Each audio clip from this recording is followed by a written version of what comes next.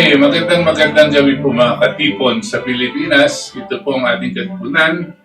Muling sumasa sa inyo mga tagapakinig upang magbigay ng mahalagang impormasyon, magbigay liwanag at higit sa lahat makinig sa inyong mga daing at kuro-kuro hinggil sa mga problemang patuloy na nagpapahirap sa ating kalagayan at kabuhayan. Sa susunod na 2 oras, isikapin po namin ipaliwanag ang iba-ibang bahagi ng ating ekonomiya at ang mga mabibigat pang local and international issues na may malaking epekto sa ating buhay at kinabukasan. Ito po ang inyong katipon na si Butch Valdes kasama ang ating ibang mga katipon dito, ang ating co-host na si Itos, nandito rin sa atin, at ang kasama natin sa Save the Nation, sila Vera Chibido, sila Roxanne, no?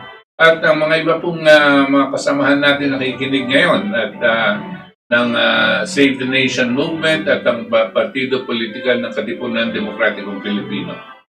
Kami pong lahat ay nandito, nag-aanyaya sa inyo na makibahagi sa ating talakayan sa pagsusuri ng mga kasalukuyang problema at paghahanap ng kaukulang solusyon.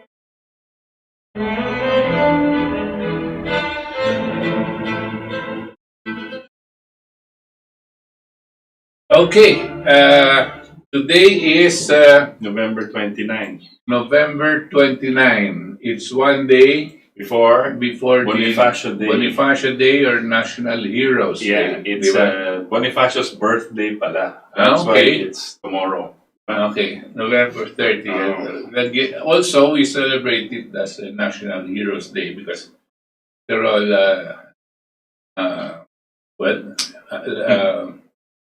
si Andres Bonifacio is truly our national hero. Yes. Together with Jose Rizal. No? Yes. At makikita natin, pag-usapan po natin ng konti mamaya, ang halaga nitong dalawang taong ito sa ating pong buhay, no? Saysayan at sa ating pagtatatag ng ating republika. Right. The kind of ideas that they used and they promoted, no, para makilala sila ng tao, and not just as a people that have lived in the past, no? Right. Because their ideas continue all the way to the present. Yes. Yan po ang kahalagahan ng mga bayani natin, Right. di ba? And the ideas. And dahil dito sa mga ideas, buhay sila. Yes. No? Dahil dito sa mga ating mga pinaglalaban, kung patriotiko ka, mahal mang bayan, lahat ng mga nila sa atin, their legacy that have traveled all the way, all of this 100 and something years, no? Buhay na buhay pa rin po. Nakikita natin sa isa't isa. Nakikita nyo din sa inyong sarili, no? Yung inyong pagmamahal sa bayan, no? That is not an automatic thing. That's somehow a legacy of our ancestors and the previous people whom we revered, no? Whose ideas we have affected us, no? At itinutuloy po natin. This is the value of our national heroes to us today. Yes, and maganda po dito sa, I think we're the only program and always do. Ang mahalaga pong malaman or bigyan ng importansya, not just for us who are in KBP, because we see the patriotic principles that our founding fathers have espoused and talked about and gave their lives for. Our educational system should also promote the continued study of our national heroes. Hindi lang tapos na, nasa isang libro na, ito na yung buhay niya, yan na yan. In fact, we have a video which was done by and voiced by a child, siguro for educational purposes, no? Pero very Well, maganda po yun kasi it shows that Bonifacio was multifaceted. Hindi po siya yung pinapalabas sa mga sine natin, tsaka sa mga... Tsaka itong mga commentaries natin dyan sa mga ating mga heroes, dadagdag ko lang muna bago natin manood dito. Nakakatuwa po, tuwing may mga sineselebrate po tayo, like now, today, si Andres Bonifacio, that's comedian si Jose Rizal, no? Kung kakausapin mo itong mga popular na historian natin, no? Kadalasan po yung mga trivial matters ang pinapag-usapan tuwing ang ating mga bayani ang pinag-uusapan, no? Ang dami po natin nakikita ang sasabihin na ito ang paboritong pagkain niya. Ito yung talong, ganito. Ito yung girlfriend niya noon. At sino yung girlfriend niya ngayon. No? Paborito niyang kanta. Pero up to now, wala po akong nakakausap o maski na mababasa kung ano yung mga ideyas, no? What were the strong ideas that they shared, no, to the people, no, and that have permeated over time, di ba? Ano yung talagang legacy na ginawa po ni Andres Bonifacio? Tsaka, tingnan nyo po, kay Andres Bonifacio, makikita nyo, ang picture po natin sa kanya, at nabasa natin, at kuminsan mga nakikwento sa atin, siya daw po ay isang bodeguero, ganyan, no? Kanya itong mga komunista, no? Ginagawa siyang parang simbolo ng kanila kasi he was a laborer, no? For us po, that's an insult to Andres Bonifacio, and even his family, no? Kasi po si Andres Bonifacio was a learned person, no? Hindi po siya hindi sa binamaliit po namin ng laborers tsaka bodegero, pero ang komunista po ang gumawa nito no? Dahil ang kanyang damit at nung nag-umpisa siya ng himagsikan, meron siyang itak, ganyan. Parang po no? And later on, ito nga makikita natin. Yung sinasamong characterization of him. Para siyang caricature. That's right. Diba? Insulto nga yun Yun ang sinasabi natin. And if you study more of Andres Bonifacio, nakikita natin, edukado siya. He spoke how many languages? Diba? He would read kasi yung mga books and articles and pamphlets in French, in Spanish, in English. Yung pong isang kaibigan namin, si Pons Preisler, okay? He claims that his great-grandmother, alam ko kung ilang great yun, no? Was Andres Bonifacio's teacher, no? And she taught him French. Not just French, the language. He was teaching him French literature. No? Can you imagine? No? And we were all surprised nung kinikwento sa amin ni Pons Preisler ito. By the way, friend ko siya sa Facebook, and you can look for him. His name is Alfonso Preisler, and you can ask him. No?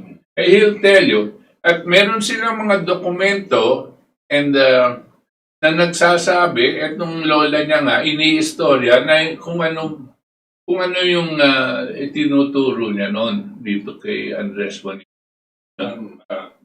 Importante po yan malaman natin because that means Bonifacio did not fight. What kailangan malaman natin? Kailangan malaman ng mga kabataan po natin. Ano ba yung mga ideyang nag-udyok or nag-influence sa mga bayani natin na to fight for freedom. Right. 'Di ba? Hindi lang yung parang ayaw namin magbayad ng taxes. Ayaw namin, kalaban namin yung mga Espanyol. Mga kolonyalismo is bad. What ideas? Meron pa pong may lalim na mga ideas na pinanggalingan yan. Yes. No? And ang nag-i-inspire sa kanila, huwag kayong magagalit, pero ang nag-i-inspire sa kanila mga dayuhan ng mga great people din. Who also fought against the same thing. Against oppression. Yes, No? and empire. And Empire. Yeah. Yung mga, kasi po ang ang kabayanihan ng isang tao is not unique to one race or one country. Right. Maski ngayon, alam na natin marami pong mga bayani sa buong mundo. It's the human race. Pero kung titignan po yung common denominator nitong mga bayaning ito, no?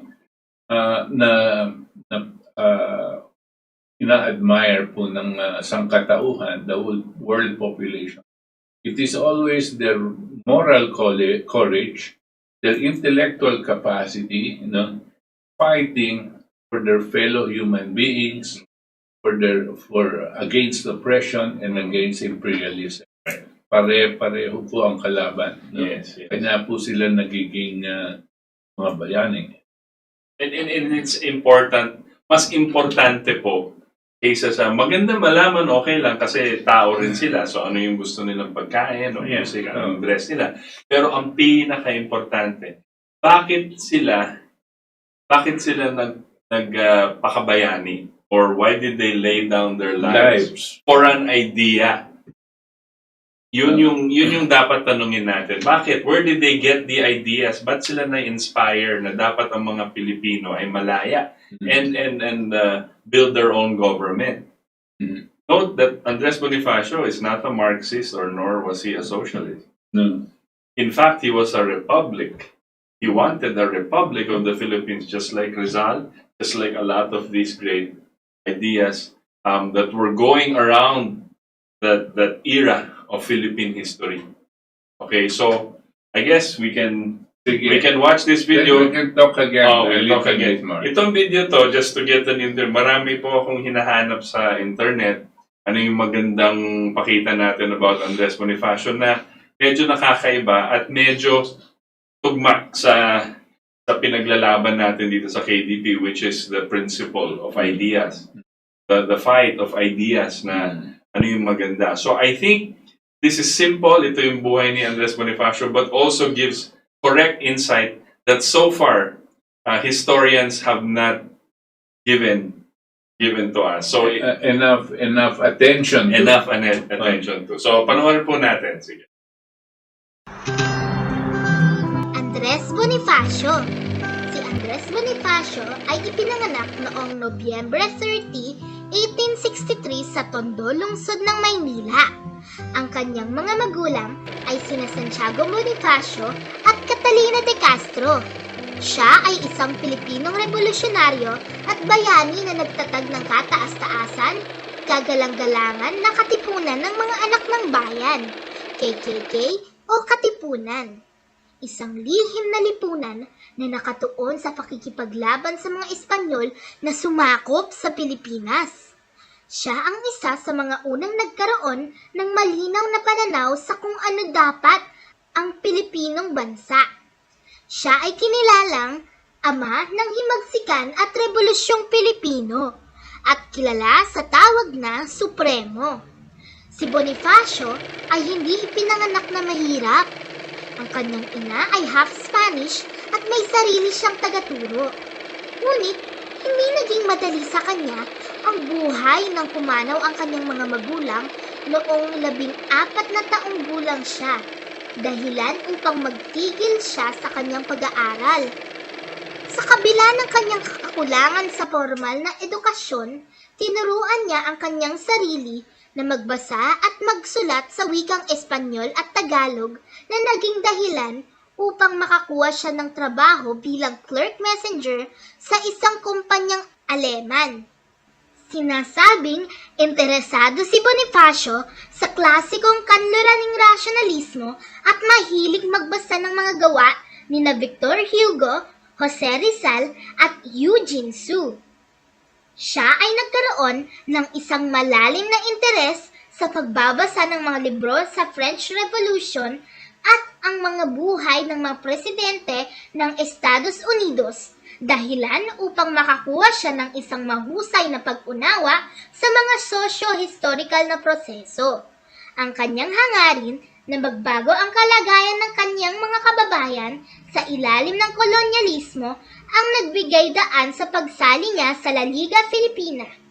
Ang La Liga Filipina ay itinatag ni Jose Rizal noong Hulyo 3, 1982 sa layuning pagkaisahan ang mga Pilipino upang makapagsimula ng reforma, maayos na edukasyon, kooperasyon at pagbuo sa bansa. Paglabas ng Katipunan. 4 na araw pagkatapos ng pagkatatag ng Liga noong Hulyo 7, 1892, itinuloy ni Andres Bonifacio ang pakikibaka at nabuo ang KKK sa bahay ni Deodato Arellano sa Manila. Ito ay sa kabila ng pagdakip at pagpapaalis ng mga Espanyol kay Jose Rizal, isang araw ang nakararaan. Sa isang maliit na kwartong naiilawan lamang ng isang lampara, isinagawa ang sandugo kung saan ang mga kasapi ay pumirma mula sa dugo ng kanilang mga bisig na sumisimbolo sa kapanganakan ng Katipunan. Ang sandugo ay isang pangako rin ng pag-ibig at kapatiran sa bawat kababayan. Naniniwala ang mga Katipunero na makakamit lamang ang tunay na kaginhawahan at kalayaan kung ang mga tao ay may mabuting kalooban para sa bawat isa. Dahil dito, ang Katipunan ay hindi lamang isang organisasyong may layuning patalsikin ang Imperyong Espanyol, ngunit nais nito ang tunay na pagkakaisa sa isip at puso ng mga Tagalog sa ilalim ng isang inang bayan na naghahanap ng maliwanag at tuwid na landas. Pagkatapos ng dalawang supremo ay sumang-ayon sa wakas ang mapagpakumbabang si Bonifacio na maging supremo ng Katipunan.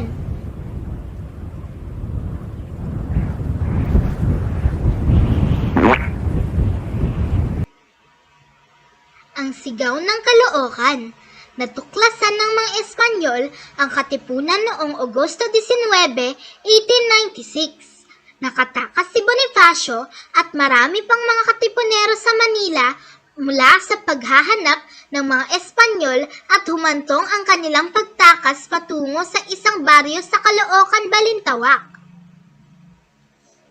Armado lamang ng bolo, sibat, paltik at ilang mga lumang Remington rifle, nagpulong ang mga Katipunero noong Agosto 24, 1896. Ang pulong ay isang magandang simula at dinaluhan ng 500 hanggang 1,000 katao. Ang kabanata na ito ng revolusyon ay tinatawag ngayon ang Sigaw sa Balintawak at kilala rin sa tawag na ang Sigaw ng Pugad Lawin.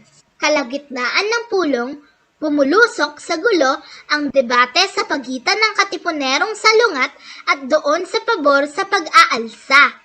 Sa gitna ng kanyang galit dahil sa nangyayaring kaguluhan sa pagitan ng kanyang mga tao ay binigkas ni Bonifacio ang mga katagang ito. Kalayaan o kaalipinan? Kabuhayan o kamatayan? Mga kapatid, halina't ating kalabanin ang mga baril at kanyon upang kamtin ang sariling kalayaan. Pagkatapos nito'y pinunit ni Bonifacio ang kanyang sedula at sumigaw ng, "Mabuhay ang Katipunan!" Ang pagsuway na ito sa mga Kastila ay naging isa sa mga pinakamainam sa araw sa kasaysayan ng Pilipinas. Digmaan sa pinaglabanan. Noong Agosto 30, 1896, pinamunuan ni Andres Bonifacio at Emilio Jacinto ang pagsalakay sa El Polvorin sa San Juan na siyang imbakan ng pulbura at istasyon ng tubig. Bagamat ang lugar na ito ay maiging binabantayan ng mga armado at bihasang kawal ng Espanyol, nagawa itong makuha ng mga Katipunero. Higit sa 150 na mga Katipunero ang nasawi sa laban, ngunit ang balita ng kanilang tagumpay ay umalingaw-ngaw sa buong arkipelago.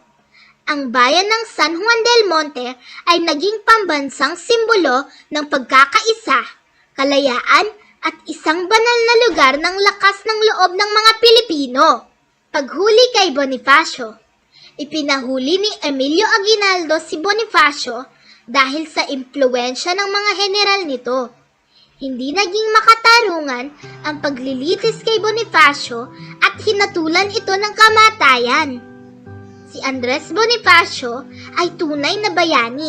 Itinaya ang buhay para sa bayan, ngunit namatay sa mga taong kanyang ipinagtanggol. Ito'y kapalaran at tunay na langit.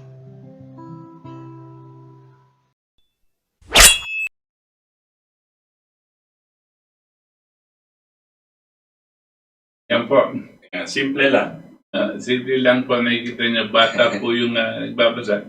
Hindi ko lang kung saan mo nakuha yung... Yeah, that's in YouTube. Courtesy of Hasmin Celso. Hasmin Celso. So, tignan niyo sa YouTube. Meron siya about Rizal rin. I think yung tatay niya po ay isang animator. Tapos siguro nagsulat rin siya ng script. Pero bata pa to and then she voiced it. Okay, So, very good. simple. Pero what are your thoughts? What did you see that was significant? Unang-una, dito pinakita, maaga pa dun sa video, nakikita niyo po, ang si Andres Bonifacio po, unang-una, hindi po siya pinanganak na mahirap, no? Meron siyang tutor, nag-aaral siya, tinuturuan siya, private tutor. Meron siyang Spanish at ganyan-ganyan, no? At ang balita ko po, pati nga French, pinapag-aralan niya, no?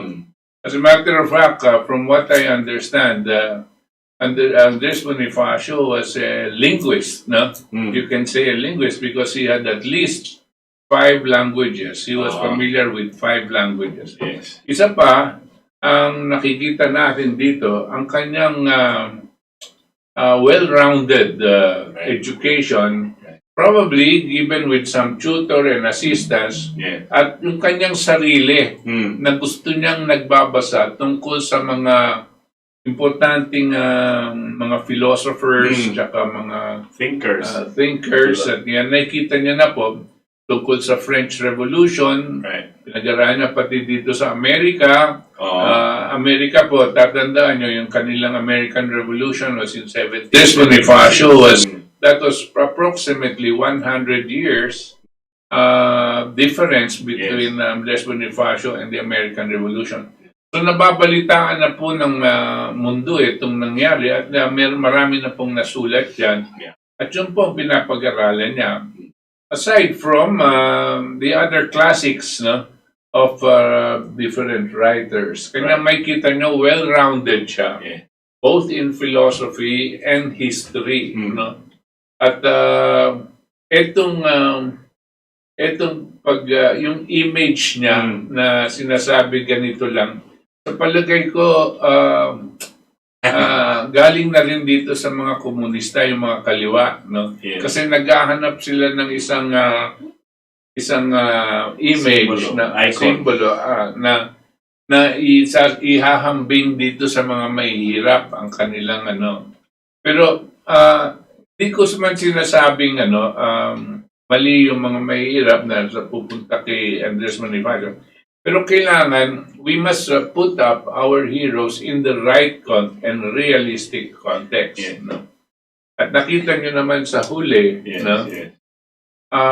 Yung sinabi dito, itong pinaglalaban ni Andres Bonifacio ng mga Pilipino, no? Siya rin ang nagpapatay sa kanya. Hindi po ang Kastila ang nagpapatay sa kanya. No? Pilipino din. Alam nyo kung bakit? Politika. Yun ang problema natin. Pamumulitika. Kanya pinapatay siya ni Aguinaldo sa karumal-dumal na pamamaraan. Pati yung asawa niya. Tapos yung asawa niya, pinahanap pa. No? Papunta sila sa, nagtago sila sa Pampanga, Bacolod, Pampanga. Dahil na pinapahanap ang mga angkan ni Andres Bonifacio kasi gusto nilang ubusin. Dahil po sa politika. Kalungkot po, di ba? Yung akin po, yung nakita ko. Remember, sabi niya, yung mom pala niya is Spanish. Oh, half Spanish. So, I didn't know that. Mm. Ngayon ko lang nakita kasi syempre research. Ang alam ko lang yung regular story na tinuturo na sa UP, yung simple, I forget what subject that was there.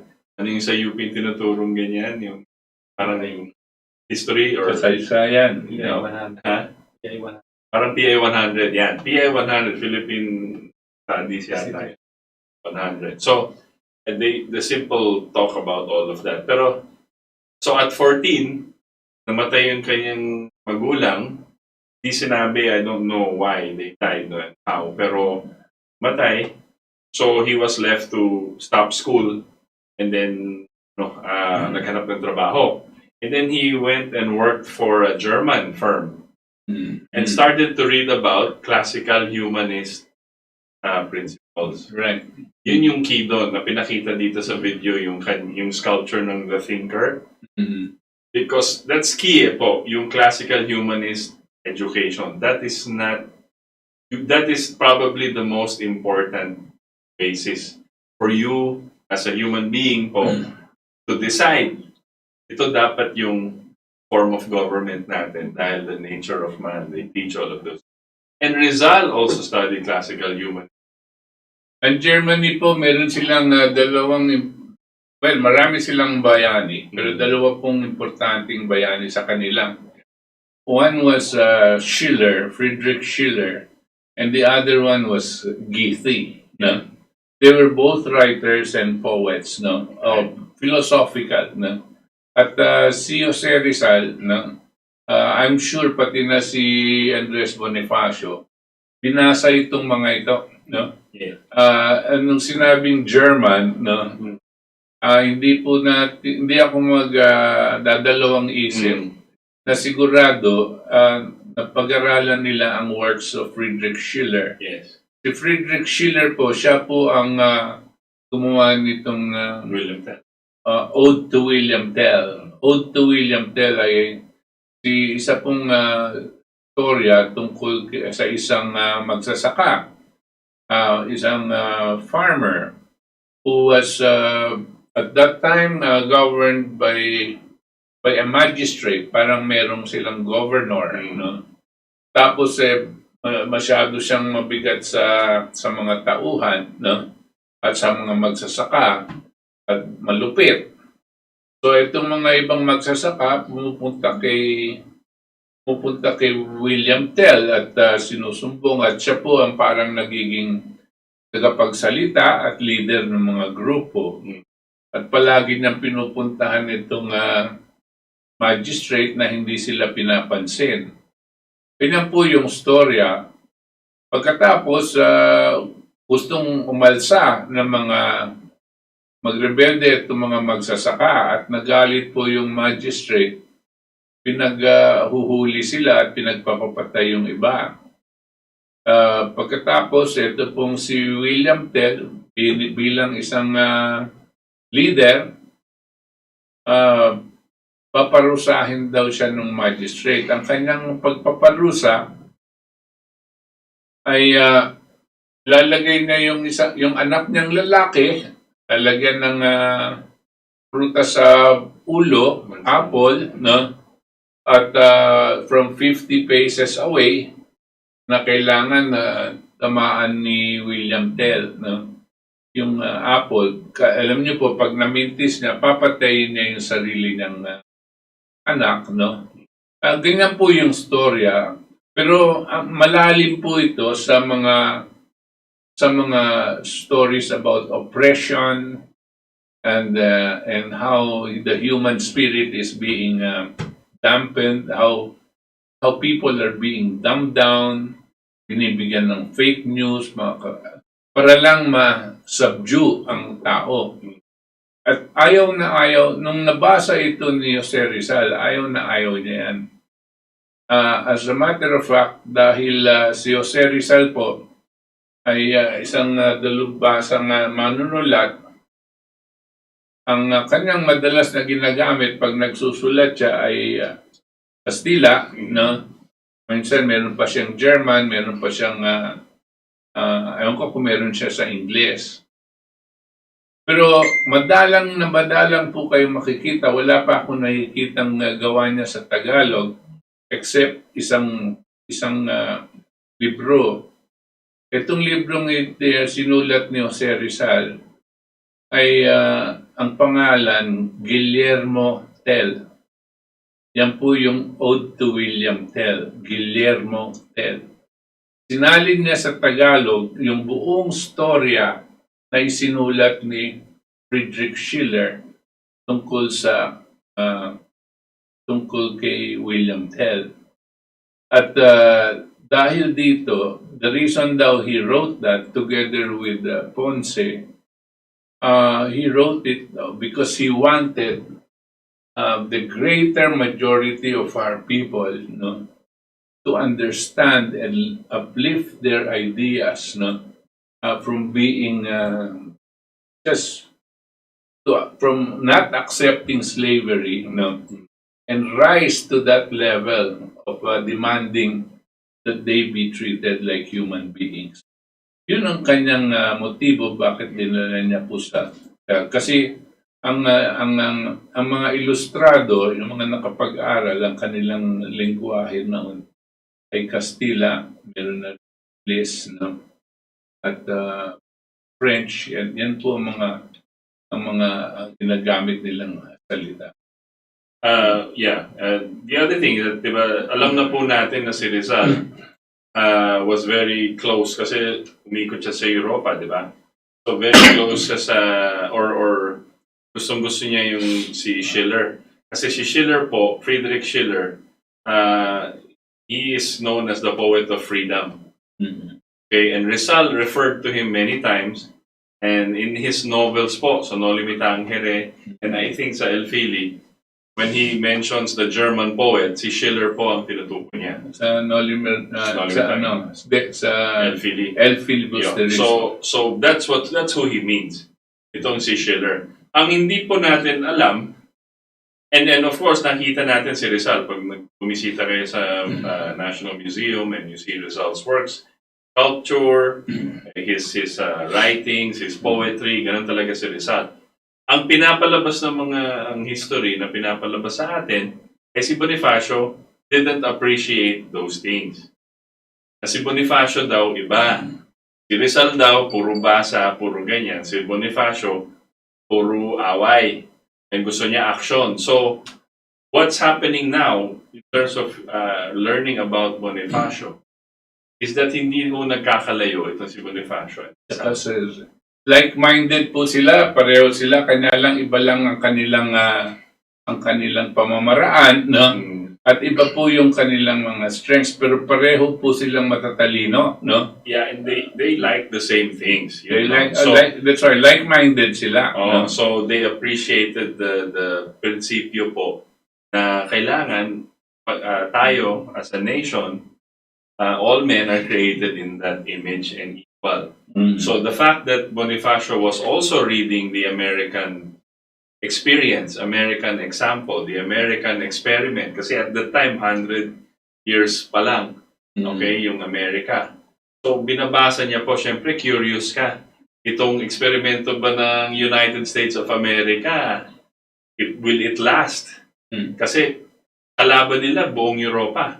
Pero yung mga ideas po na kinuha ng mga Amerikano are also from the great ideas of Europe. Right? These philosophers and Gottfried Leibniz, yung mga ganon. So sila rin, pati yung founding fathers ng Amerika, They get the example and then they say, ito yung pinakamagandang experiment, government for, of, by, and for the people. And atin, since we came after, nakita natin yung mga ideas, ano yung maganda, ano yung para sa atin. Pero yung konsepto ng tao is not about mayaman versus mahirap. No. It's Hindi about po class warfare. hindi class warfare, hindi ganon. Ang gusto nila, tanggalin yung kolonyalismo para tayo ang magpatayo ng sarili nating bansa. Yeah. At freedom, kapayapaan Freedom. ang gusto nila. At nararapat lang sa atin po ngayon na ituring natin talagang mga dalawang dakilang bayani na si Jose Rizal at si Andres Bonifacio in the same way, Yes. in the same level. Yes. Ang nagbibigay lang ng kakaiba dito, yung mga kaliwa, nung maaga pa, inangkin na nila si Andres Bonifacio at nag-fake news sila, ang sinabi nila na si Jose Rizal daw ay kagagawan lang ng Amerikano, no? At isa pang sinabi nila na si Jose Rizal daw was a pacifist, and that What is a pacifist? yung ayaw Huwag na tayo makipaglaban. wag na makipaglaban, mag-ayusan na lang tayo at kapayapaan, no? At yung si Andres Bonifacio daw was a revolutionary. No? Pareho po silang revolutionary. Iba lang ang ginamit nilang sandata, no? Pero pati na rin nasabi lang natin na si Jose Rizal kanyang panunulat, ang kanyang ginagawa pong sandata. Marahil totoo po 'yon, no? Pero hindi po naisabak si Jose Rizal dito sa ganitong klaseng pagko-connect dito sa mga masa katulad po ni Andres Bonifacio. Pero si Andres Bonifacio po is an intellectual, no? Hindi po siya makaka-lead ng isang revolusyon, no? Na just on the basis of hatred, no? Yung hindi po yung pwedeng galit ka sa Kastila tapos gusto mo agad. It had to be inspired with a lot more profound ideas, no? And all centered on love for your fellow men and fighting for freedom, no? Yun po ang importante sa itong dalawang natin nakikitang mga bayani natin, and we must be really proud of them, no? But we must put it in the right context. Ang nakakalungkot nga lang, dahil nasa lagayan ng politika, itong sitwasyon ni Andres Bonifacio, Antonio Luna, pinagkainggitan sila ni Emilio Aguinaldo o yung mga tauhan ni Emilio Aguinaldo. At siya rin ang kinamatay nila Antonio Luna at saka ni yung pong sabi nung bata kanina, nung kinikwento niya, nung nagkaka-diskusyon yung mga kasama nilang mga revolusyonaryo at pumasok po si Andres Bonifacio at galit na galit. Ano ang gusto niyo? Sabi niya. Ano ba? Paano yun? Kayapaan o kaalipinan? Parang slavery or freedom? Slavery, Freedom or slavery? freedom or slavery. Sa Tagalog. Tapos yung isa, Kabuhayan o kamatayan? something like that, kabuhayan o kamatayan. No? Yun po ang sinigaw niya. No? Ganyan po talaga ang choice natin. No? Paano ka naman papayag na maging buhay ka pero alipin? No? Ano yan it goes contrary to a human spirit. No? It goes contrary to us being human beings. Pag hayop ka, pwede ka sigurong tumanggap ng kahayupan dahil tatrato kang hayop ng mga umano sa'yo.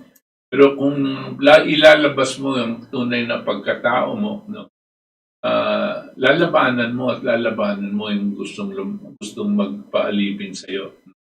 And this is our history. Gusto ko lang i-point out kanina, Itos, yung ginawa nila Jose Rizal at Andres Bonifacio hanggang ngayon is roughly about 100 years. And what the distance also in terms of time between Jose Rizal and Friedrich Schiller is also about 100 years. Yes. No? Which means it is not that far, no? It's actually very close, no? In a span of history, no? 2 generations. So 3 generations. it's only several 2 or 3 generations after. Yes. Kaya hindi po tayo malayo at sana po tuloy-tuloy natin ipaliwanag ito sa ating mga anak tsaka sa mga darating na henerasyon. If we're going to ang naisip ko nga is hindi nga natapos yung and the reason hindi po sila nagkaayusan is because not all of them were classically human. They didn't read the same material as Andres Bonifacio. They weren't given that special opportunity. Kasi ang lumalabas yan, negosyo lang yung iba, di ba? Kalaban, nakita natin kay Antonio Luna at Aguinaldo. Aguinaldo pumasok na kasi mga Amerikano no? Yeah. Kanya pinasukan nitong mga pagnenegosyo tsaka pera, no? Or parang wag na kayong mahirap lumaban. Ito na kami, tapos you will get to keep what you're own. Basta negosyo na. So pero hindi tayo, wala tayong sariling bansa. Yun ang kaya nga si Aguinaldo,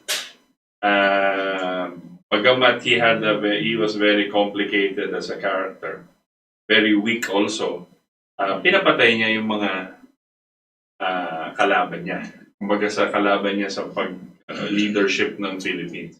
So, and this was mainly in the island of Luzon. Dapat tayo sa Visayas and Mindanao masyado kasi alam mo naman at that time, mahirap.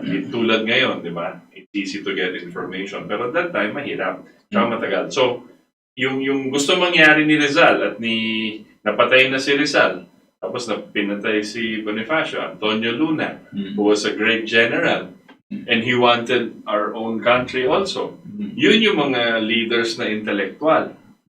Okay, na pinaalis. Tapos, nahulog na tayo from one colonizer to another. Kahit sa US, may laban din sila sa US kasi may mga factions diyan sa US na ayaw tayo gawing colony. Iwanan niyo na hindi naman tayo colonizer eh. Pero yung mga nanalo rin doon ay siya yung may gustong colonizer. So even in the United States at the time 1900s, kaya nga pinatay si McKinley, may labanan. Iba-ibang faction din. So yung umiral doon, yung faction na gustong bumalik na maging colonial power ang United States. So, maganda po, that's why we discuss world history here, is because to understand our own history, we have to understand world history. Hindi po tayo pwedeng, ito lang pinag-aralan natin si Bonifacio lang at buhay ni Rizal, na hindi natin alam kung ano nangyayari sa mundo na nakaka-apekto sa kanila at sa kanilang pag-iisip. If Bonifacio, I think, was given the opportunities that Rizal was given, he would be a great leader because he would even be a greater leader even because he would know how to organize government accordingly. But just on his own and his own resourcefulness and innovative ways of learning, alam niya kaagad by instinct si Rizal ang kailangan ko usapin. Ito yung kailangan natin gawin. Now, pumasok yung pag-iisip na in the 1950s, I guess, after them, after Aguinaldo na, after the Americans had left, after World War II, na may bagong storya si Bonifacio. Na Bonifacio is pangmasa, Rizal pang mayaman. Mm. Yeah. Tapos kaya sila hindi nagkakaano kasi ayaw lumaban ni Rizal, si Bonifacio gusto lumaban. Yun ang storya na pinapasok nila sa mga history books natin. And that's wrong. Yeah. Because if all of them were educated in that sense, hindi tayo magpapalipin kahit kanino. Yun eh. And then we would be more united as our leaders, our founding fathers would have been more united. Actually, with all of that. sa akin po, between the two, no, Jose Rizal and Andres Bonifacio, I have a feeling Andres Bonifacio would have made a better president Yeah. than Jose Rizal. Yeah. No? Yeah. Jose Rizal was a bit philosophical, Right. educator, ganyan si Jose Rizal, di ba? Right. Pero si Andres Bonifacio, based on what we have learned, no, and what he used to read, and what he was interested in, no, was more towards governance. Yes. No, how nations were formed, Right. how they function. No, yung po yung mga interesado si Andres Bonifacio. Right. That's right, from a just a hypothetical standpoint, no, between the two, no. And another thing that Andres Bonifacio had was a direct connection to the masses, no, To the people. to the people. Yes. Because si Jose Rizal, maski pa paano, was seen as an intellectual, no, and he catered more to the thinking Right. thinking class, no? Kasi sila yung edukado, ilustrado, di ba? I agree. Correct. Pero si Andres Bonifacio, So parang hindi nakaka-relate yung tao sa kanya masyado. baka, no? Baka, kanya nagsulat nga siya nitong isang... Right. Pero si Andres Bonifacio, Mm. andun siya sa taas, andun din siya sa baba, Mm. no? And he was more involved in street organizing. And When he organized the Yeah. revolutionary groups there right, in right. Biak na Organizer ba to, siya. no? Yes. Biak na ba to? Yeah. Sa KKK. KKK. Mga ganon. He was an organizer, Yes. no? And Tapos sedula pa, di ba? yung mga ganyan. Ah. so makikita nyo na ang kanyang capability was to be able to get people together, to work together, Right. no? And he actually was because Rizal was in prison during those late. Yeah. He actually was telling, siya yung mismo, para siyang PR person ni Rizal. Siya umiikot saying, ito, intellectual natin to, ito, matalino to, kaya natin magaling. Then, nung pinatay si Rizal, execute. Yun na. Di ba? Yun ang nag-spark. But you're correct na Between the two, he was an organizer. he was really an organizer. Oo. Yan pong kakailanganin sa isang presidente. Imagine if he had, tapos yung chief of army niya, si Antonio Luna. Ang ganda nun, no? Pero mo, isang gobyernong Pilipinas, Antonio Luna, Defense Secretary. Oo. Tapos Presidente Andres Bonifacio. Tapos you Tapos, had, si Mabini. Si Mabini pa. Put No? Mabini there. Imagine. The Sublime Paralytic. You had Rizal there, if Rizal was still alive. Ang Jose ganda ng Rizal. No? Ang ganda ng natin. Baka hindi tayo ganito. Kung, yun ang nangyari. No? Yes, but world events also overtook kasi. Di ba? Yung Theodore Roosevelt, tapos tapos naging World War II, tapos after that, 1946, we had to piece together all of this. Di ba? Pero it's a nice thought. Tama si Chairman. Imagine kung presidente na si Andres. And these are in their own rights geniuses. Yes. Mabini, Tsaka, Rizal. their love for the people and the Yes. country is unquestionable. Unquestioned. And they would have thought Antonio Luna would have nurtured a young officer corps with the same thinking as he did. Right. Diba? And that would have started their armed forces, that which they Talagang did. mga patriots ang mabubuhay noon. No? Ganon. Kasi ang pinaka-emplo mo si Antonio Luna. No? Ganda nun. Uh-huh. Di ba? At any rate, wishful thinking sa atin yan. Pero it's good for us to think this way. Right. Because we now know the kind of characters Quality. and the quality of leadership that we should be looking for. No? If fast forward po natin ngayon, no? Nakakaawa po tayo. No? Para tayong ngayon, meron na mga usapan na sinong magiging tandem, sinong magiging presidente. Para tayong pumipili ng beauty contest. Wala pong kaalaman, wala pong connection sa buhay natin. Na lahat pangit. Oo. Lahat nga pangit dahil wala po silang sinasabi kung paano natin lulutasin itong mga problema natin ngayon. Yep. Ay isa lang pong partido at hindi ko po gustong pagyabang pero totoo po ito. Iisa lang partido ang naglalahad ng isang matinding programa sa ekonomiya, sa agrikultura, sa education, sa foreign affairs, sa foreign policy, no? And the principle. Development, no? And mga prinsipyo. Ang KDP lang po, Yes. no? Yung mga ibang partido, tanong nyo sa kanila, wala silang masasabi. Yung mga puro na lang yan, sino palagay nyo ang mananalo, sino kailangan nyo gustong manalo. Kalokohan no? It's such an insult. I find it such an insult to the Filipino people. Correct. To make them focus on something that is really irrelevant to the lives that they are now living. The kinds of difficulties the country is now facing. Kalokohan po no? At kakalungkot, pero ganyan po ang ginawa nila sa atin.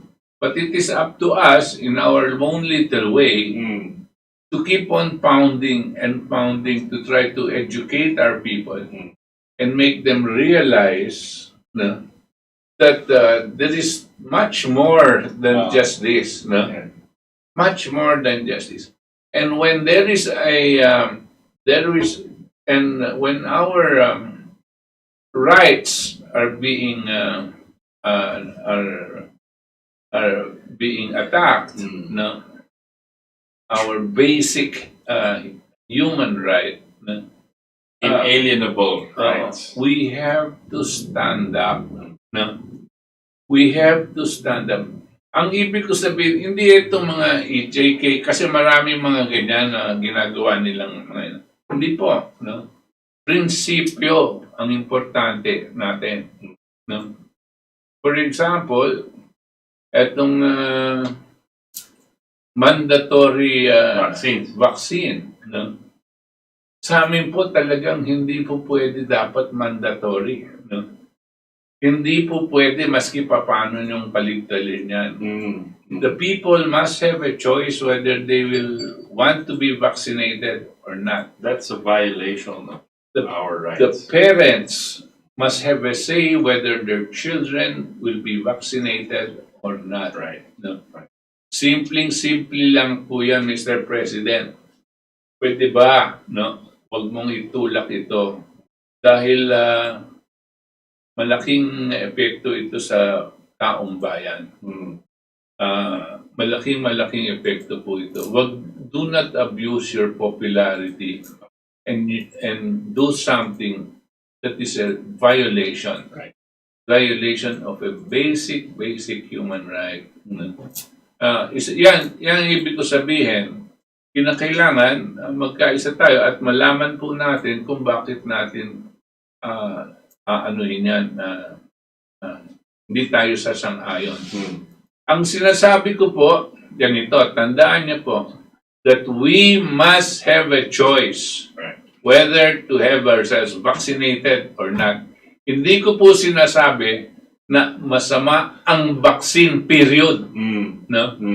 Kasi lahat po tayo na-vaccinate na. ng iba-iba, polio, measles, kung ano-ano. No? Right. That's not what I'm saying. I'm saying is do not make this mandatory. Right. No? Huwag niyo pong gagawin ito because this might break your relationship with the people, Yes, it Mr. will. President. Yan ang isa sa mga nasabi natin. Tapos, etong ang pagpapahirap sa ating mga kababayan dito sa larangan ng kuryente, ng tubig, ng ano. Meron pong paraan para ibabayan no? At yung mga gumawa ng saligang batas, at least they had some basic logic na alam nila na itong public utilities, pag binigay mo sa mga pribado sektor, tataas ang halaga niyan at ang mahihirapan ng taong bayan. Wala na po halos itaas yan dahil we are already the highest paying for our electricity rates in the world. No? At siguro gugustuhin pa nilang taasan yan. No? At ano pa ang gagawin natin? No? Kung ang ating gobyerno hindi papasok at mag-i-intervene, meron pong paraan. Nakasaad po sa ating saligang batas na pwedeng mag-declare ng emergency.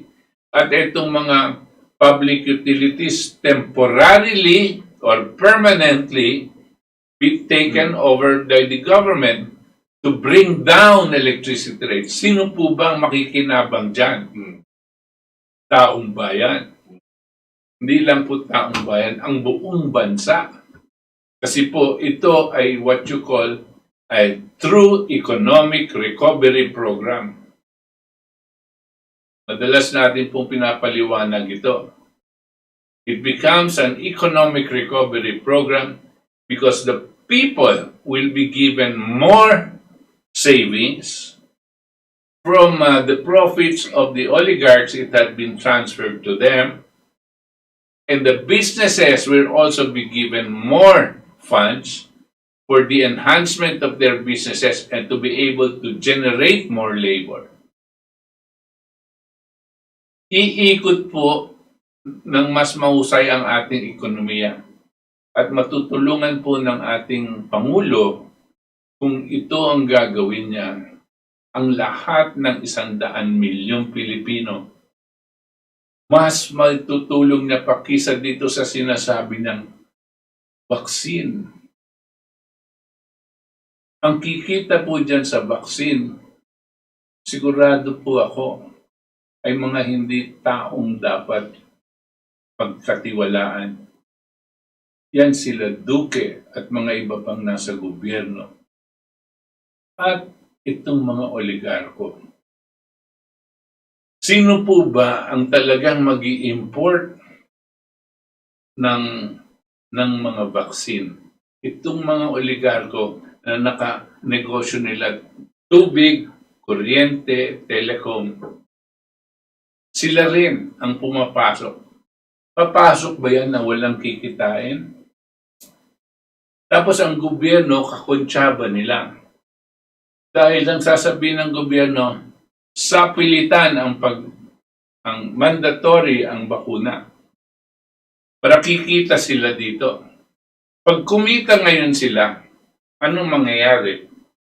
Pati na yung mga nasa gobyerno, kikita din. Alam ka naman wala sila. Can you imagine 100 million Filipinos being forced to pay, how much is a vaccine? 500 pesos? Or if that vaccine is even good as they say it is, as they might claim it is, kung hindi, katulad po ng dengue siya. Dito sa 100 milyon na tuturukan nyo, sinong mananagot kung 10 milyon dyan na mamatay? Mr. President, ang balita ko, itong mga pinasukan yung kontrata pagbili ng vaccine, they want advance payment. Bayad na. At pipirma pa daw tayo as a country na wala silang liability kung meron man mangyari dito sa mga binakunahan. Wala silang pananagutan.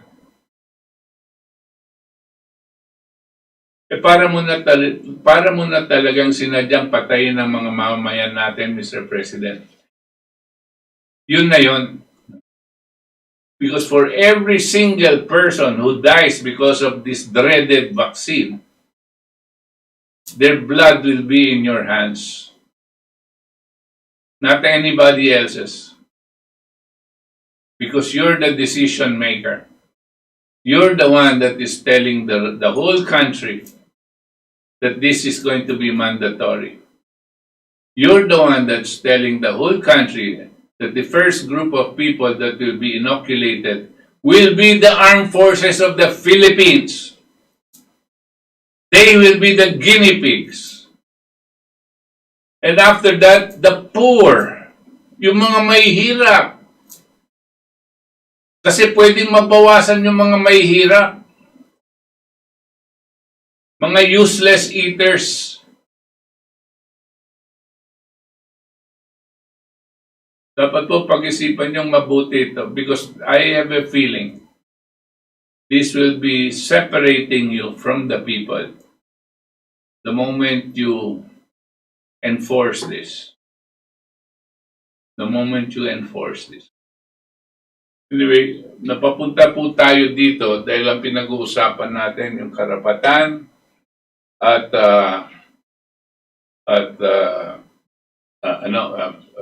kalayaan. No? Karapatan at kalayaan. Our rights and our freedom, no? As a people. Meron pa ba tayong papakitang ano? Yeah, I wanted to say also kasi tayo, we celebrate National Heroes Day, Bonifacio Day, which is his birthday tomorrow. May papakita yata si Ver, nag-text sa akin.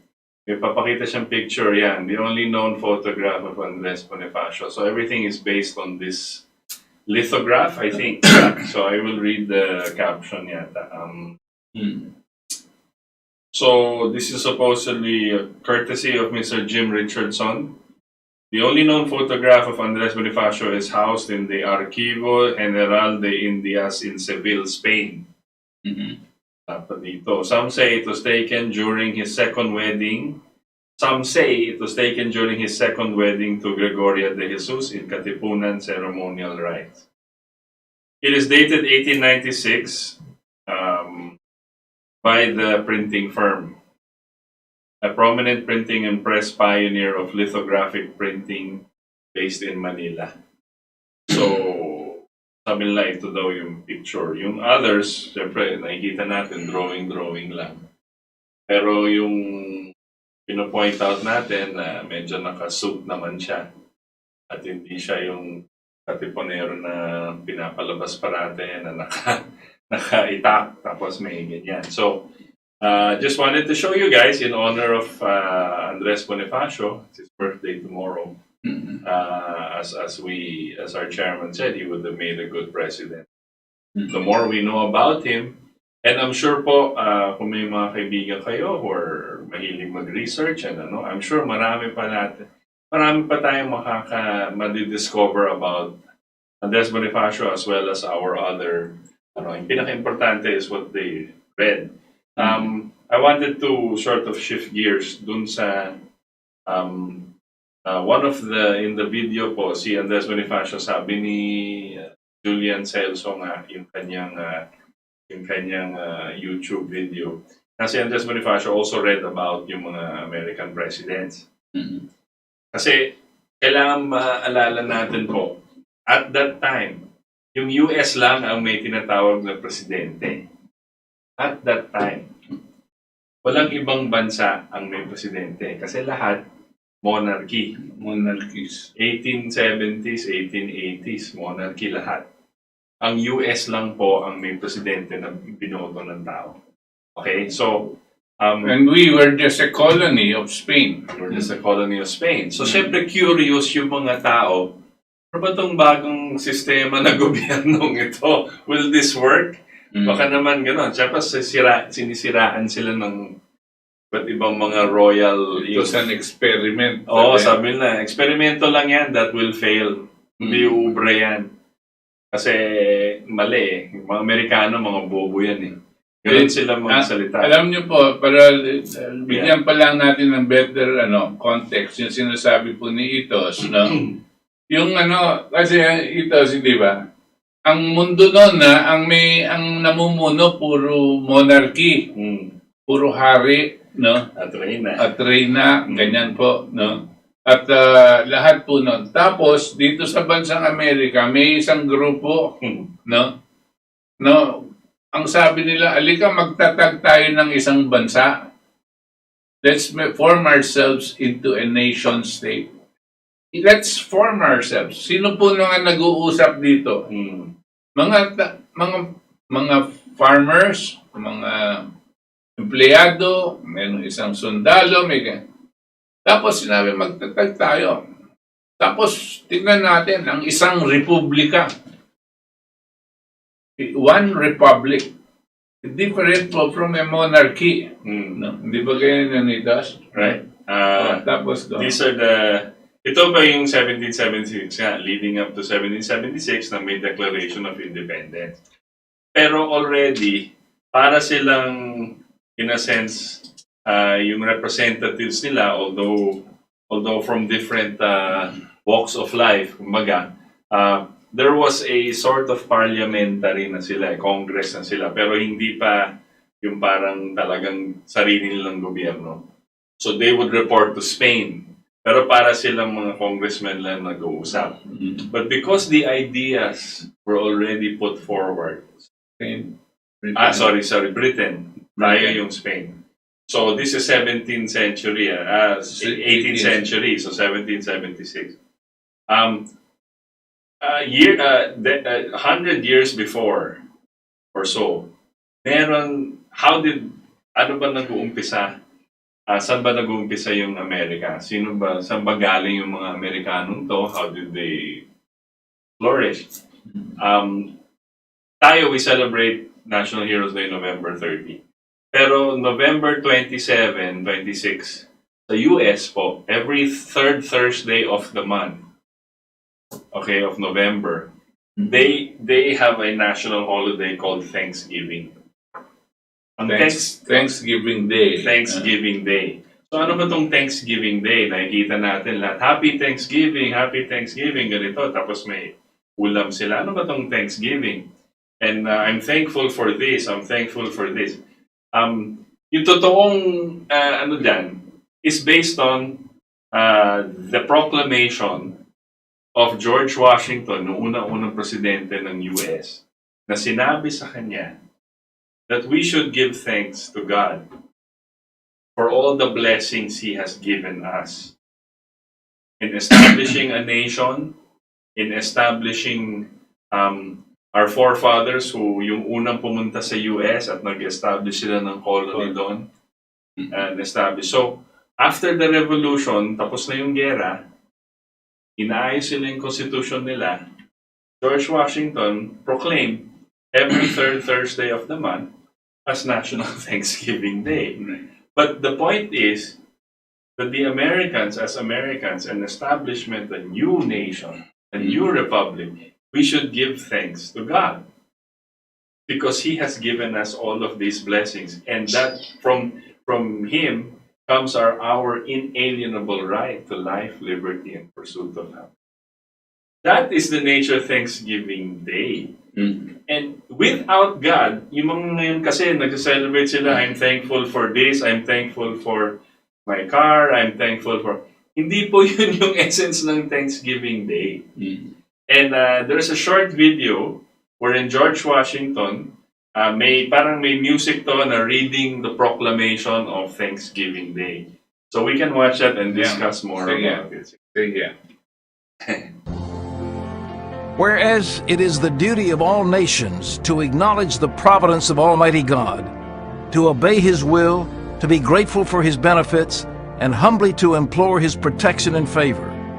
And whereas both houses of Congress have by their joint committees requested me to recommend to the people of the United States a day of public thanksgiving and prayer, to be observed by acknowledging with grateful hearts the many and signal favors of Almighty God, especially by affording them an opportunity peaceably to establish a form of government for their safety and happiness.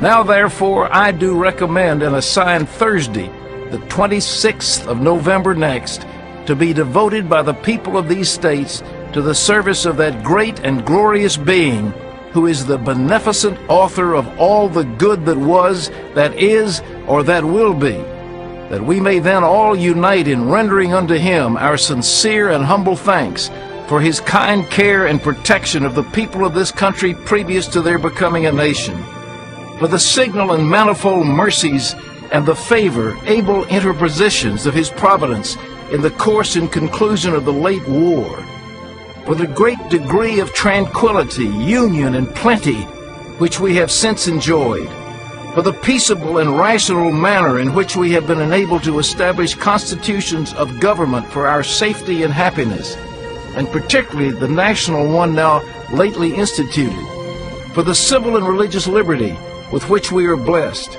and the means we have of acquiring and diffusing useful knowledge, and in general, for all the great and various favors with which he has been pleased to confer upon us.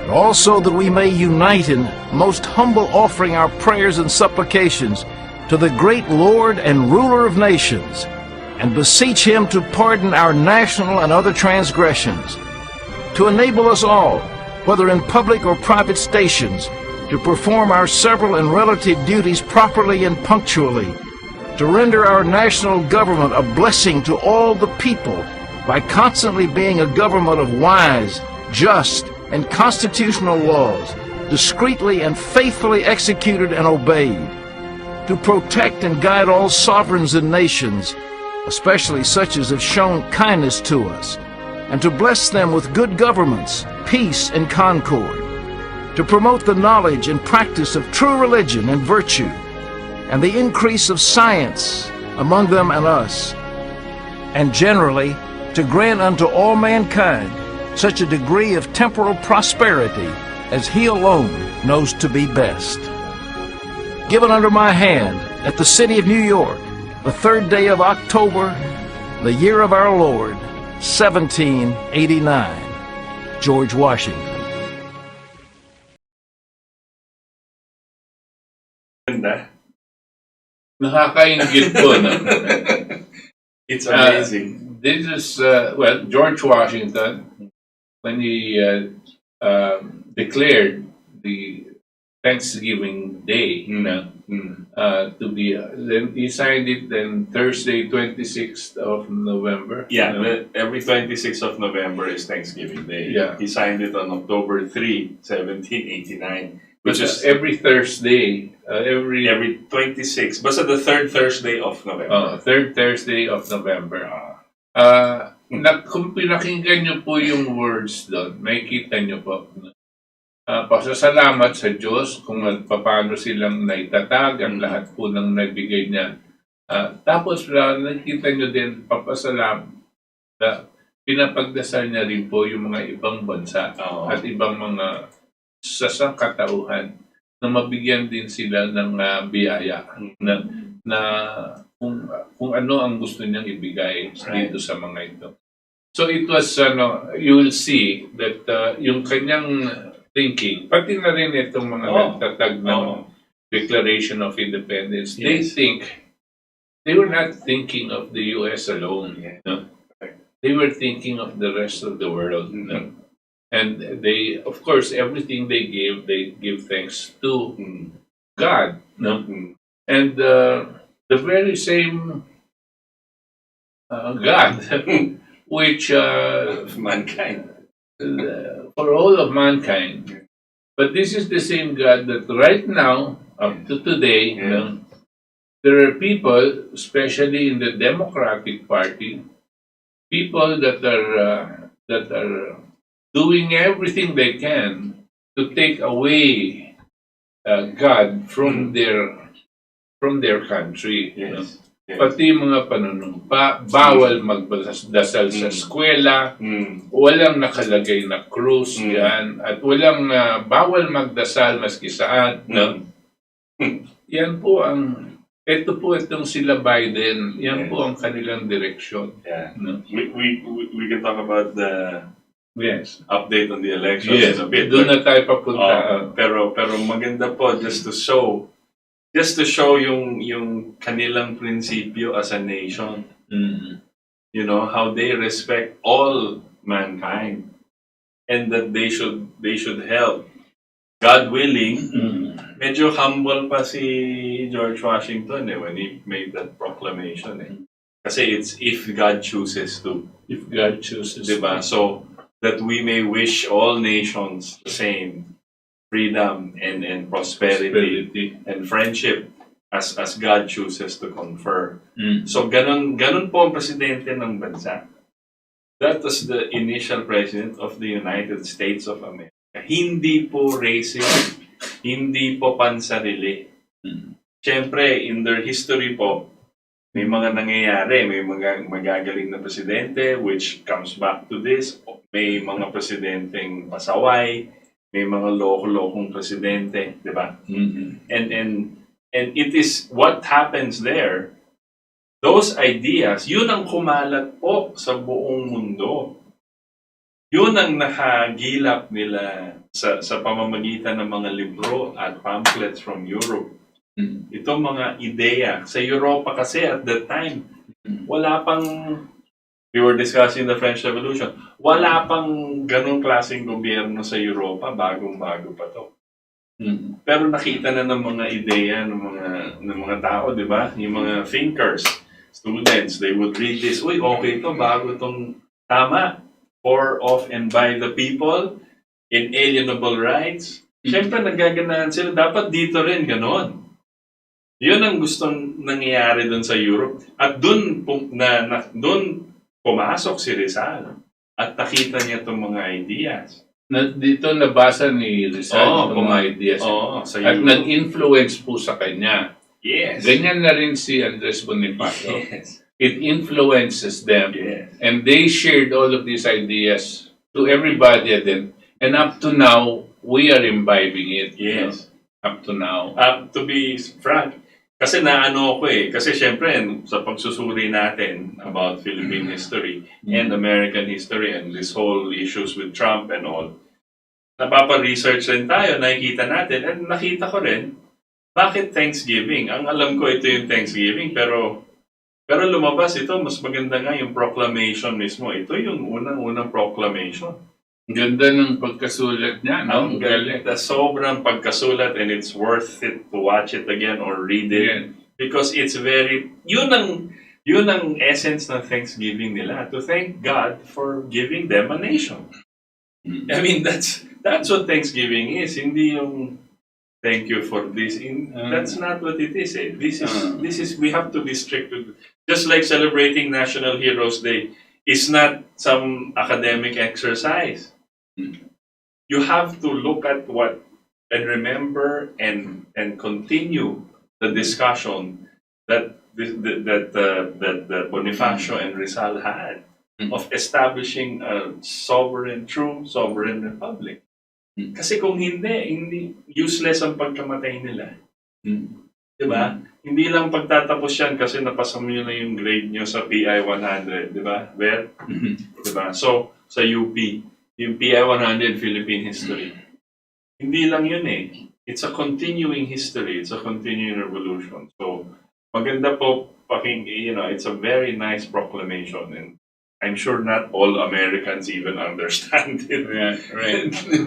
As that. But it shows how connected po yung history natin with the history of the world, di ba? Pag nagkagulo sa Spain at that time, magkakagulo dito sa Pilipinas. Kung nakita po natin sa Pilipinas, pinag-aawayan tayo ng European powers. There was a time British was here, Netherlands was here, tapos nabalik sa Spain kasi nag-uusap silang dalawa. Up until the time of America. Turn of the century, pinatay pa yung presidente nila, kaya tayo naging colony. Diba? Ganun yung nangyayari sa kasaysayan. So it's important, and I think sa ang ating katipunan, lalo na KDP, we are like Chairman says, we are the only party that discusses these ideas. We are the only group and organization that has this historical appreciation for the real history of mankind and the principles in which to build a sovereign republic. Diba? So, Exactly. yun. So, we have another, just because hindi natin po nabanggit yung current presidential, yung nag-i-issue ngayon sa US, speaking of which, no, si Trump. Ang nangyayari po ngayon, marami pang kasong nakalaad or handa against these, kasi ang nakikita po nila, dumadami pa yung ebidensya against for yung election fraud. Not just sa US, but nakikita nila itong Dominion na discuss na natin last week and we've been discussing it. Itong Dominion Smartmatic, napakalawak daw ng kanilang galamay. So nakikita nila may mga ebidensya in Canada, may sa Germany, may operation sa Germany, may kinuha mga server para pang-pruweba na nandaya sila. Because bakit binibilang yung election results dyan sa Germany? Bakit doon? Bakit lumabas sa US yung mga datos? So yun ang nakikita, yun inuungkat ng mga lawyers and others about that. So ang lumalabas nga, minsan nag-uusap kami kanina ng chairman, sabi niya, there are, what's that, yung 350% voting voting turnout, 350% ng actual registered voters. Grabe. Grabe talaga eh. Yung pong nadi-discover natin noon dito, dito sa vote, para madali pong ngayon compute nyo, kayo pong mga nakakaintindi, no? Very simple arithmetic po. Tingnan nyo, ang populasyon po ng Amerika is 332 million people. Roughly, ang voting population, that means registered and not registered, pero voting population. Kasi sasabihin po yung mga may edad, edad to be able to vote, ang demographics dyan, roughly, anywhere in the world, is about 50%. 50% of the population are those that can vote, which means registered or unregistered. Okay, what is 50% of 332 million? So it's 166 million. Of po to, vote, registered and unregistered. Okay. Put it aside, 166 million. So far, ang sinasabi po sa eleksyon ng Amerika, 80 million ang mga boto na natanggap ni Biden. Tapos, yun ang claim nila. Si Trump, ang natanggap niyang boto is 75 million. Pag suma total mo to, ang total niyan is 155 million. 155 million is what percent of 166 million? I-compute niyo po, 93% voter turnout. 93%. Alam niyo po ba, dito sa Pilipinas, dagdag mo na lahat yung dayaan na pinatong ng COMELEC, yung mga ang pinakamataas dito, 80%. Nandun na yung mga patong, mga hidden votes na mga padded votes dyan. No? Sa bansang Amerika, ang pinaka malaking turnout nila in history is 58%. 58% of voter turnout. Dito po sa Ngayon, 93% voter turnout. Hindi ka ba magtataka niyan?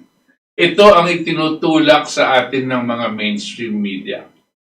Napakasimple po ng ano dyan, para magduda ka, makikita mo. Now, this is in general. Pero in different states po and different counties sa Amerika, makikita nyo, yung voter turnout is even higher than the registered voters. Di ba nangyari sa atin yan dito? Mas maraming natanggap na boto itong mga senador kisa sa registered voters. Tapos binabaliwala na lang natin. No? Yan. Nakakalungkot nga eh. Pero hindi bale. Kasi tayong Pilipinas ang ginawang Parang testing ground kung paano dayaan at paano yung gamit sa mainstream media, paano lolokohin ng tao. Tsaka yung 7 hours, missing 7 hours dito ng last ganyan din nangyari noong 2016 kay Lenny. So sila, they stop counting, di ba? Kasi next day sila next day, pagpasok, lamang na. Si Biden. Lamang na si Biden. Ganyan din tayo, di ba? Pagpasok nito, lamang na yung mga gusto nilang manalo. Now, ito yung testing ground na ginagawa sa atin. Ang nakakalungkot, kung sino-sino tinawagan nilang explain na itong nangyari sa atin, ay ganyan. So, anong nangyari? Tinawag nila si Glenn Chong. Ay, akala ko he was brighter than that. But the only thing he talked about was his experience in Biliran. When he ran for congressman in 2010. Yeah. And he was quiet about the national elections. Right. No? The other one that, of course, was the Bongbong Marcos when he talked about this experience. But what about the total? You mean to say Smartmatic was here from 2010, 2013, 2016, and 2019? And Smartmatic didn't do anything except those things? Bullshit. No? Come on. Use your coconut. No? Is it possible?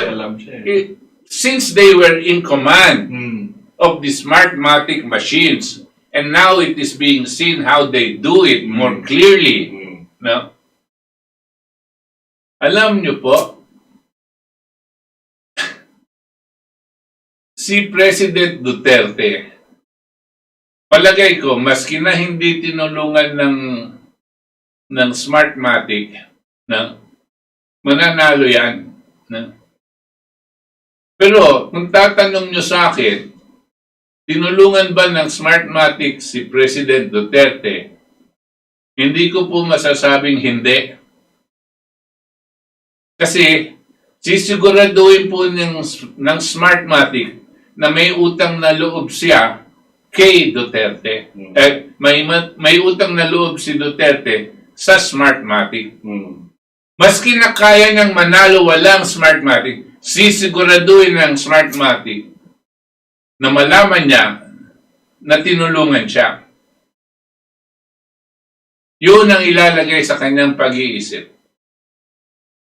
Palagay ko, dahil doon, hanggang ngayon, hindi niya itatanggalin ng Smartmatic sa darating na eleksyon. Kayo pong mag-isip kung bakit. Matagal na niyang sinabi, tatanggalin niya, pero hindi niya matatanggal. Pareho na rin yan na hindi niya matatanggal ang mga oligarko. Kasi sila ang talagang nagpapatakbo ng ating bansa.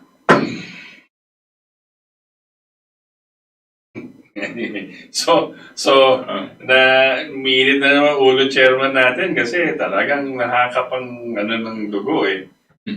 This is what happened. So, we have a short video of a report. I forget the name of the reporter, no? From Newsmax yata, about how they did it and yung Sige. kanilang ano about, I don't know how long this report is, maybe mga 6 minutes. Sige. 3 minutes? Okay, go. Sige. Go. Newsflash. It has already happened around the world. That's what the propagandists of the feckless fourth estate in America don't want you to know. They also don't want you to remember that there was a time not so long ago when it served the left-wing media's ideological agenda to expose the grave security risks of automated voting machines. Just 2 short years ago, the liberal social media outfit Now This sounded the alarm over vulnerable voting machines with a video showing that, quote, a hacker only needs 1 minute to change election results in 24 states. Twitter didn't censor that or label it. Now they just pretend it doesn't exist. The serial console in the back gives us a root shell. That means you have control of the machine. Have full control of that, and then we can change the results of what it's scanning. This is the way that you get data in and out of the operating system that runs on this machine. My computer is connected to the machine. This is a serial cable, and it's connected to the back of the machine. You take off the back of the machine, and there's a serial port, and that gives us full root access with no password. There's no security subsystem on this thing. Nope, there's no password on it. With this kind of access, you could rewrite the code that's running on there and get it to count votes in whatever way you want it. You would do this in advance of election night and then wait for the results to come in. You could control the election results. Either way, as long as I had physical access to either plug something in or take off the back and plug something in there. But you just need that access briefly. Once, yes, very briefly. About how long? If you had this all prepped and ready to go, a minute. A minute. 3 companies implicated in worldwide election meddling scandals are intertwined through a labyrinth of shell companies: Dominion, Smartmatic, and Sequoia. Dominion Voting Systems manufactures both election hardware and software with headquarters in Toronto, Canada, and Denver, Colorado. Smartmatic is the multinational corporation that makes vote counting machines as well as software and is purportedly tied to the late Venezuelan dictator Hugo Chavez's regime. Smartmatic machines have used Dominion software. Sequoia, which was acquired by Dominion in 2010, makes voting machines that have used Smartmatic software. Watchdogs in the Philippines have grappled with what they believe is widespread Smartmatic and Dominion-related election manipulation for 10 years. Attorney and former Filipino Congressman Glenn Chong scoured audit logs to uncover how Smartmatic machines had somehow preloaded and transmitted thousands of votes before polls even opened. Michelle, the term preloaded is exactly the same term I'm using here in Manila. Preloaded votes. Preloaded ballots. Again, I point this out to our audience. Look at these pieces of documents. They are signed. We have 70,000 voters.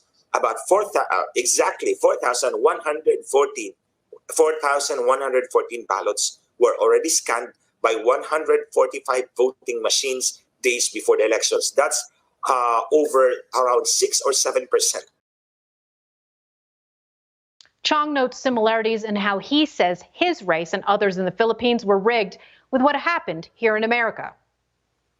I've said that my case in my district in Biliran, Philippines, is exactly the same case as in the case of President Trump. He was ahead on the night of the election, and then his lead was wiped out all throughout the day, the next day. That's the same thing with me. I was overtaken at 5:56 in the morning the following day, the day following the elections. In the case of Senator Ferdinand Marcos Jr., he was ahead on the night of the elections. He was ahead by 943,045 votes. That was his lead. Within a few hours, by 3 o'clock in the morning, 3:26, if I remember it right, 3:26 in the morning, all the 943,045 votes lead of Senator Ferdinand Marcos Jr. was wiped. That's right, wiped out. Chong also exposed automatic vote padding and shaving manipulation by Smartmatic machines, plus what he says is missing and out-of-sequence ballot images. He confronted Smartmatic officials with reams of logs outlining this fraud. Other politicians in the Philippines turned up the heat. I'm sorry I have to say this, and it seems a little harsh, but what they are not there to sell a electronic election system. They are there to give a method of cheating to whoever pays them the most. Wow. Instead of providing answers, several Smartmatic officials left the country, including a veteran Smartmatic official named Hyder Garcia. This Venezuelan-born operative now serves, believe it or not, as election administrator for Tarrant County, Texas. That's a county which turned blue for the first time since 1964 after the introduction of new electronic voting machines. Well, evading scrutiny seems to be part of the vote hacking playbook. Last week, Dominion officials bailed out of a state legislative hearing in battleground Pennsylvania. GOP State Representative Dawn Kiefer asked the questions that Dominion won't answer. Does Dominion use open source softwares so that observers can go in and they can see exactly what switches are being turned on and turned off? We don't know. Transparency is key. So if they're doing this, if they used open source software, right, we would know what's going on there. The average observer could take a look to see what that process is. Who has control over our elections? Who has dominion over our votes? Is it we the people, or is it the electronic voting oligarchs? Without full election transparency, there can be no election peace. Newsmax TV is now. Ayan po. Yun yung report na sinasabi Yan ang mo. report na nasabi ko kanina. Pwede pa sanang may sabi that national elections are the ones that are involved. It's not just the Bongbong Marcos. No? But true. But the thing is, somehow, even if it is being shown that there is anomalies and cheating that has gone, they're talking here of 2016 elections. Right. But as early as 2010, no, marami ng dayaan nang nangyari. Ang inaano ko lang, baka siguro kanya hindi po ma-diretso ng presidente itong Smartmatic, no? Kasi po may hinala o hindi lang hinala, it's obvious, no, that the CIA has something to do with this. Right. No? Whenever there is a regime change or they want to make sure certain people lose or certain people win, no? The CIA works together with Smartmatic and Dominion, no, to do whatever they want to do. No? Even for Bongbong Marcos, alam niyo po, alam po ng lahat na itong si Noynoy Aquino, yung presidente noon, noong 2000, bago ng 2016, no, ay galit na galit sa mga Marcos. No? At maski na anong daw gawin, basta hindi pwedeng pumasok si Marcos. No? Ito naman si Mark Malloch Brown, ang namumuno ng Smartmatic tsaka Dominion, kaibigan ng mga Aquino, buhat pa nung panahon ni Corazon Aquino. Kasi si Mark Malloch Brown ay ang tanging nagmamayabang na siya daw, no, ang nagmaniobra sa pagpapanalo ni Corazon Aquino, maski hindi siya nanalo sa botohan. Ang pinagmamayabang ni Mark Malloch Brown noong panahon ni Corazon Aquino, ang pag-iimbento ng exit polls. Yung exit polls, ginamit nila yung mainstream media, kunwari, ini-interview yung mga taong kakatapos lang magboto. At halos lahat nun, siyempre, kay Corazon Aquino, ang i-interview nila. Ito ngayon ang pumasok sa pag-iisip ng tao, mainstream media. Kaya nung nag-anunsyo sila na si Corazon Aquino ang nanalo, agad-agad tinanggap ng tao. No? Ito po yung mga ganitong klaseng pangyayari na dapat makita natin. Hindi lang po dyan sa vote padding na sinasabi ni Glenn Chong ang mga dayaan. No? Ang dayaan po talaga electronic. Pero hindi po kakayanin ipaliwanag ni Glenn Chong yan. Kasi ang talagang marunong dyan ay yung ating kaibigan na si Toti Casino. Sa kanya po nanggagaling lahat ng kaalaman nitong mga ibang nagproprotesta sa Smartmatic at kung paano po tayong dinadaya. Kanya lang, ang mga abogado natin, kung hindi sila matapang, umaatras dahil may suspecha na madali silang bilhin para wag na lang itulak. Yung mga Venezuelan na yan, hindi lang etong sinabi na si Garcia, yung isa pa si Vasquez, Chavez ba yun? Chavez yan. Dapat kinulong na yan Correct. No? Dapat hindi na pinaalis ang bansa. Dapat hindi pinaalis habang iniimbestiga No? Yep. Pero pinaalis. Isa pang pinaalis ni Duterte, etong si Andy Garcia. Siya Bautista. Andy Bautista. Right. Siya yung head ng COMELEC na alam na ng tao kung na siya ang tumanggap ng pera galing sa Smartmatic at siya rin ang nagpabaya na ganito ng mga eleksyon. Pinatawag siya sa Malacanang. Pagkatapos, tahimik na tamimik, biglang umalis na. At nagkamot na lang ng ulo ang mga mamayang Pilipino, paano pinaalis yan? At dahil popular si Presidente Duterte, hindi na tinulak at hindi na tinanong kung bakit. No? Ngayon, papahanap natin para ikulong, hindi po mangyayari yan.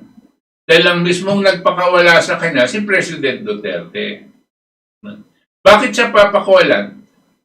Meron pong kinalaman dyan ang Smartmatic. Marahil ang nakiusap sa Presidente na pakawalan nitong si Andy Bautista ay ang mismong Mark Malloch Brown ng Smartmatic. Correct. Yeah. O kaya CIA. Kasi sino pa? Diba? Sino pa ba ang merong say dyan? Hindi po ba? No. So we can piece these things together. Hindi ko sinasabi na si Duterte nandaya para maging presidente. Sa palagay ko, maski wala ang Smartmatic, mananalo siya. Sa galit ng tao kay Mar Rojas at kay Noynoy. Pero, kung talagang tutuusin, kakayanin ng Smartmatic, papanalunin si Mar Rojas kung pipilitin nila. Pero siguro nga, hindi nila masyadong mapilit. At alam mo ngayon, yung mga traidor yan yung mga Mark Malloch Brown yan, traidor yan. Wala silang pakialam. Kung sino ang sasang-ayon sila at makikilaro, no, doon sila pupunta. Right. Kanya, Mr. President, para mo ng awa, ayusin mo na itong eleksyon na darating. Tanggalin mo na kung dapat mong tanggalin. No? Para yung totoong boto.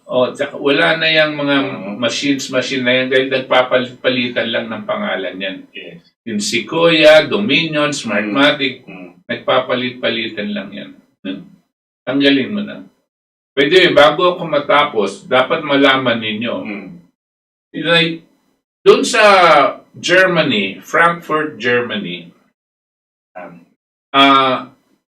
may balita, kung alam nyo na, yung balita na yung US military, renade yung isang lugar kung saan yung mga servers na ginagamit ng Dominion, kung saan pumapasok lahat ng mga datos at pinapakita kung ano yung tatanggalin kay Trump, ilalagay kay Biden, at ano din yung dinadagdag kay Biden. Nandun po dun sa mga servers nila. No? Alam nyo po, nung sinugod ng militar yan at nakuha nila, alam nyo po ba kung kaninong opisina yung pinasukan nila?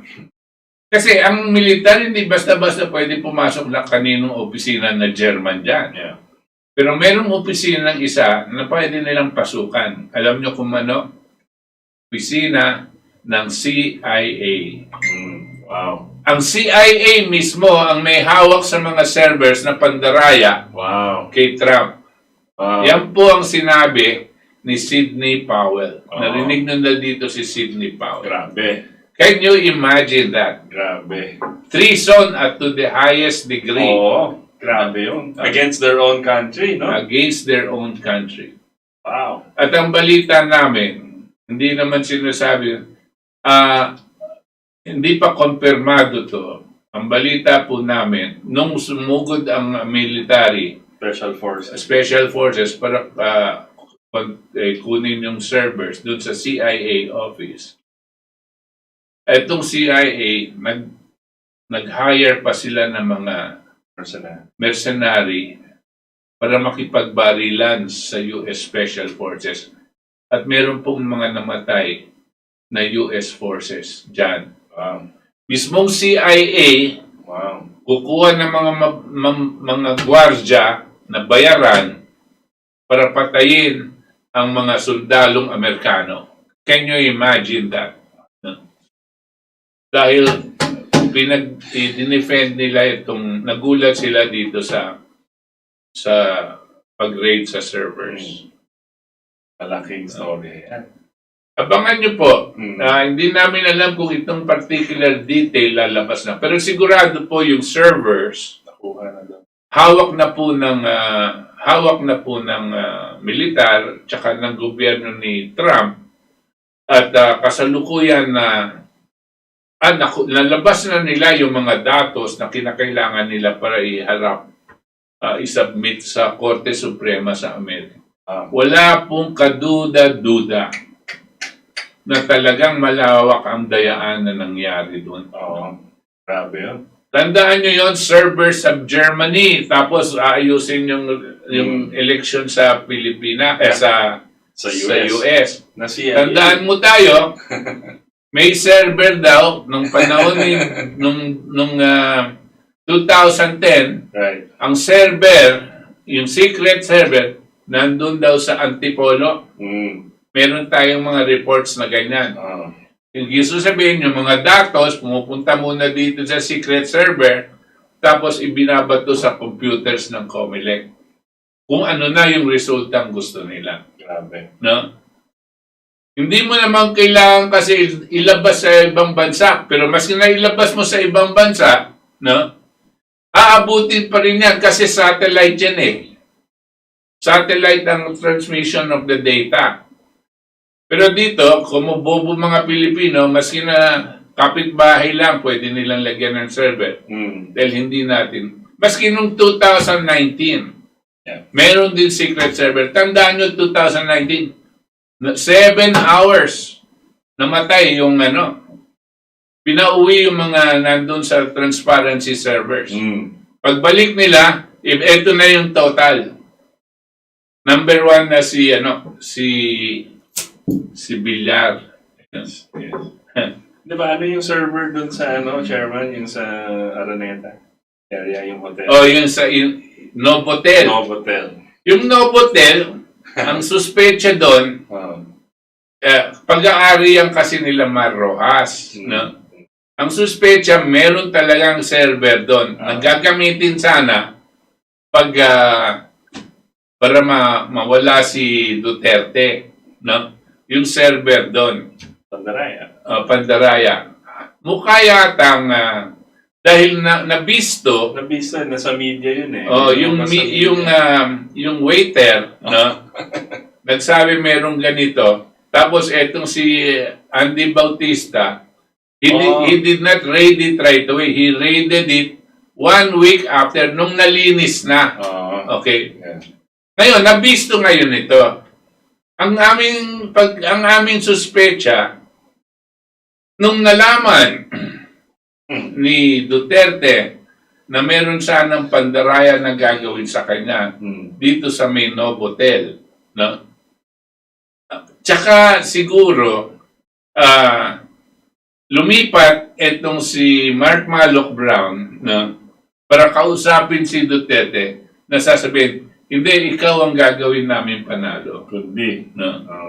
Ikaw ang gagawin namin panalo, hindi si Mar. Pwede pong ganyan. Pero pwede ba pakiusap, pakawalan mo na si Andy Bautista para pumunta sa Amerika? Pwede po yan. Alam mo, no? Theoretically, pwede yun. Haka-haka lang po ito. Pero you have to make use of your imagination, Right. as to what are the possibilities that could have happened. Hindi, what you like to say, ano yung saying mo? Absence of evidence is not evidence of absence. Correct. Di ba po? Porque wala kang prueba, ibig sabihin ba yan, walang crime na nangyari? Correct. Just because you cannot produce an evidence, there was no crime. Just because the body is not presented, this person was not killed. It's time to read the text messages sent to us by our listeners. Their opinions, not necessarily ours, but we reserve the right to read them to the public in the interest of freedom of speech. Okay. So, we start with Topacio, Mamaril Topacio. Good evening, KDP Butch, Prof. Books Valdes, and Itos Valdes. Mabuhay kayo. Manny KDP from Paranaque. Sir Butch, mga katibon, good PM. Hindi tayo dapat magpakampante sa online registration ng COMELEC. Baka ang kasunod nito, online at mail voting naman. Sa sistemang online at mail voting, kahit mga patay na, nakakarehistro at makakaboto pa rin. Correct. Wais ang may pakana ng sistemang to. Nasa online at mail voting ang talamak na dayaan. Maging magpagmatyag tayo sa makaiwas sa dorobo at mandaraya. Hindi aasenso ang mga Pilipino kung wala tayong pakialam sa mga nangyayari sa bansa. Para ito sa kinabukasan ng ating mga anak, apo at mga susunod na panilang lahi. Vote wisely 2020. Alam mo yan, Sunny, the best system is back to manual. Yeah. Wala na yung hybrid bullshit na yan. No? Back to manual. Tapos, you empower people to be able to use their cell phones. Yes. Dito po sa cellphone natin, meron na tayong kaya natin manglitrato, makakakuha tayo ng video, di ba? At kaya natin gumawa ng kopya kung ano natin gustong kopyahin. At ang sasabihin lang natin, manual, pero kailangan pabayan lumapit ang mga rehistradong watchers. Inspectors. Inspector. Poll watchers, correct. Poll watcher. Huwag na itong mga hybrid kalokohan po yan. Better to be accurate than quick, than fast. That's right. Christy Ubial Asmod. Good evening, Sir Butchaitas. I'm listening right now to your radio program. God bless po. God bless you, Christy. Mante Matias. Good evening, Butchaitas at mga katipon. Hudas pala yan si Digong. Genocide ang gagawin sa mga Pilipino. Kabuts, dapat yata magkaroon tayo ng malawakang rally laban sa vaccine ni Digong. Yan talaga ang motibo nila, kaya lumika silang pandaigdig na drama para lokohin ang mga Pilipino. Dati na akong walang tiwala sa kanila, lalong tumindi ang ginagawa nila. Kabuts, sana pangatawan na ninyo pagiging leader ng bansa natin. Napaka-api na ng mga kababayan natin. Yung mga media na dating idol ko, wala na rin akong tiwala. Ayun. Mante, soon! Sabay-sabay tayo dyan, Mante. Okay. Christy Ubial Asmod, sa radio na lang po nakikinig sa mga mas clear. Off ko na muna ang FB Live nyo. Every Sunday po nakikinig. I agree in all that you discuss, sir. Thank you very much for your wonderful program. Thank you for supporting. Rodovite, Periarabas, good evening po, Kabuch at Itos. Boy pa kayo, malapit ng gumuho malusang CPP, NPA, NDF terrorist na. Ating bayan, good job, P. Duterte. Hashtag, nasa puso ko ang Pangulo, watching from Subic. Okay. Alma, good evening, Sir Butch. Putol-putol signal sa FB Live nyo. Pasensya na po. Cesar Soberano, good evening mga katipanero sa buhay mga patriotikong Pilipino. Raf XB, my praises for the creator of this presentation.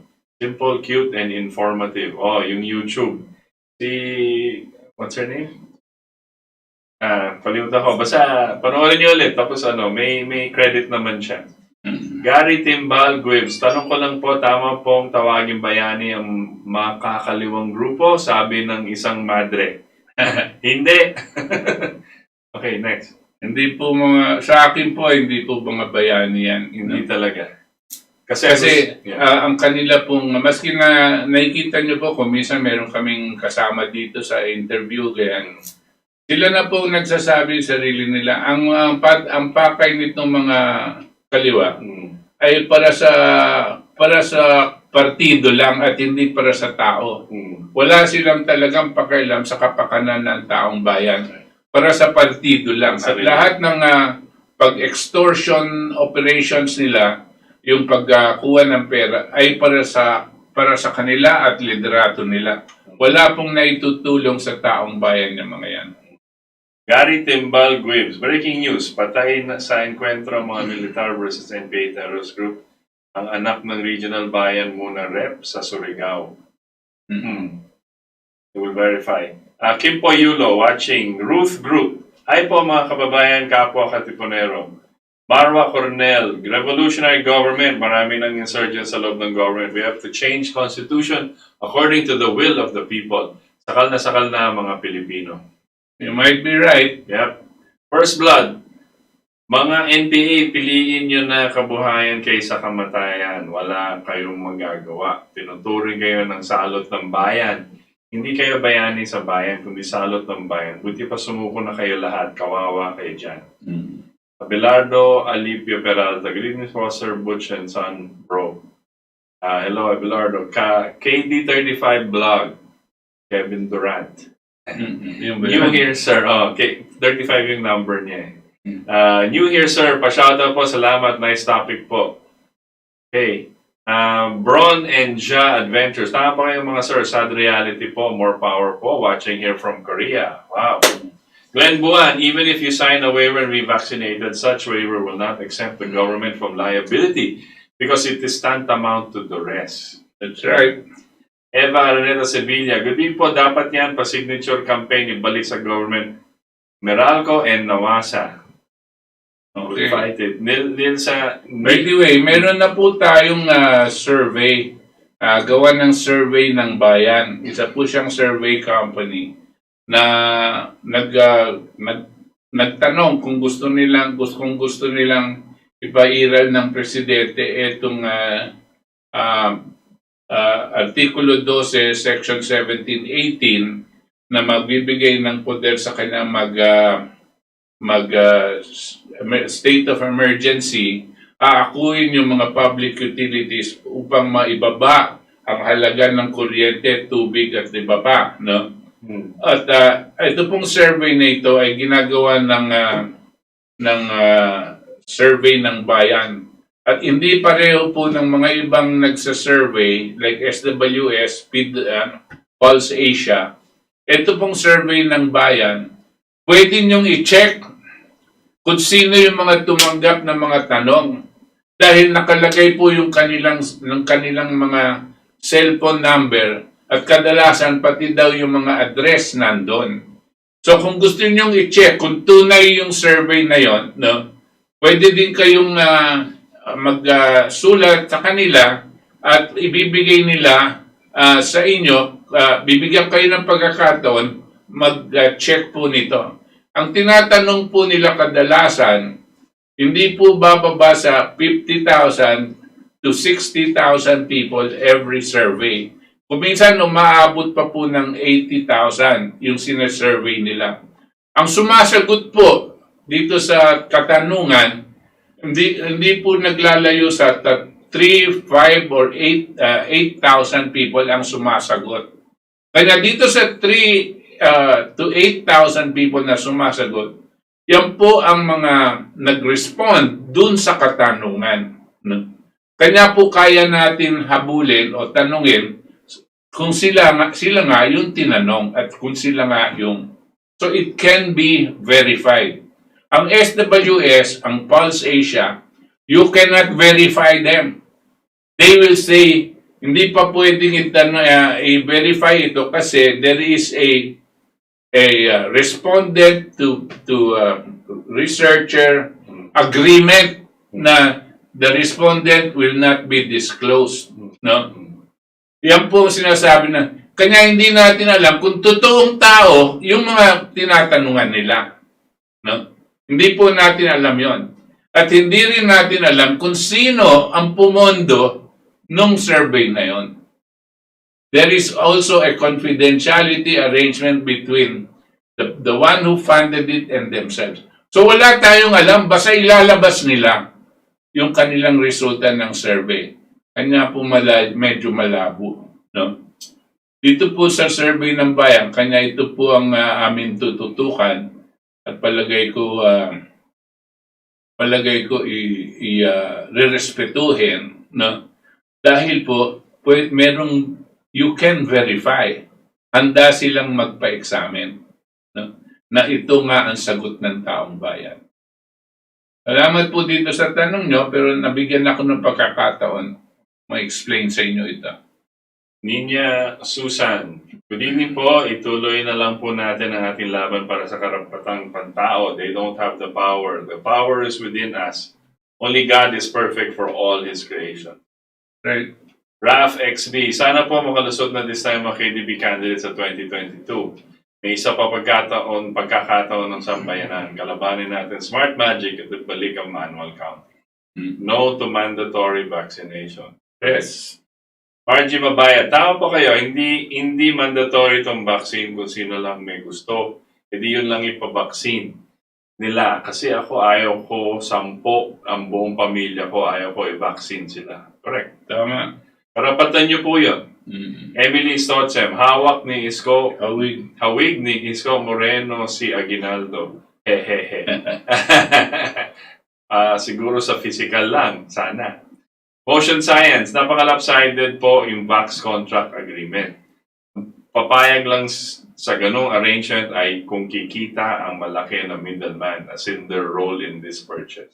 Yan pong middleman dyan ay si Joey Concepcion. Dito sa unang-unang bili ng 2.6 million vaccines na hindi madideliver lang daw in May, pero gusto ng mga gumagawa advance payment in full, no? Para makakuha na din yung mga ng komisyon. Rog Almazor, more power po sa inyong dalawa. Romualdo Aguinaldo, good PM, si Duterte member ng Cabal. Sunod-surunan sa dikta ng WHO, DAS, Tedros at Evil Gates. Motion Science, kaya po blessed by God for a long time ang USA dahil lumalayo ang ideals nila sa Diyos. Na ang ideals po sa Diyos, kaya under decline na sila. Ang daming unreasonable guidelines during Thanksgiving, pero nung Halloween, okay lang. Meding Vizcara, watching from Canada, Glenn Buwan, the collapse of the CPP, NBA, NDF will not give total victory to the Filipino people unless we take back our economy from the oligarchs. If we fail to do this, only the oligarchs will profit. Right. Alam niyo po, Glenn, remember I would just mention that the oligarchs are a source of money of the NPAs because it has already been disclosed that these oligarchs, dalawa lang po, eto muna ha, etong dalawa lang. Ang Ayala, yun sa itong Globe, tsaka Smartmatic, Smart ng Telecom ng ni Pangilinan, nagbabayad sila ng 400 million pesos a year dito sa mga NPA. Ibig sabihin, yung binabayad nila sa NPA, siya rin ang sinisingil nila sa atin. So itong NPA tsaka itong mga oligarko, tunay na magkakuntsaba. Kasi hindi po nalulugi yung oligarko dyan dahil sa atin po kinokolekta yung binabayad sa NPA. Ibig din sabihin, itong mga NPA talagang hindi makatao. No? This is what we must realize. And we're not talking only of Globe and Smart. Ganyan na rin ang Meralco. Hindi, meron din mga iba. Pati na rin yung mga ibang yung sa main power lines, nagbabayad din yung mga yan sa mga NPA kasi ang kanilang tunay na business ay extortion. Kung hindi po sila kakain.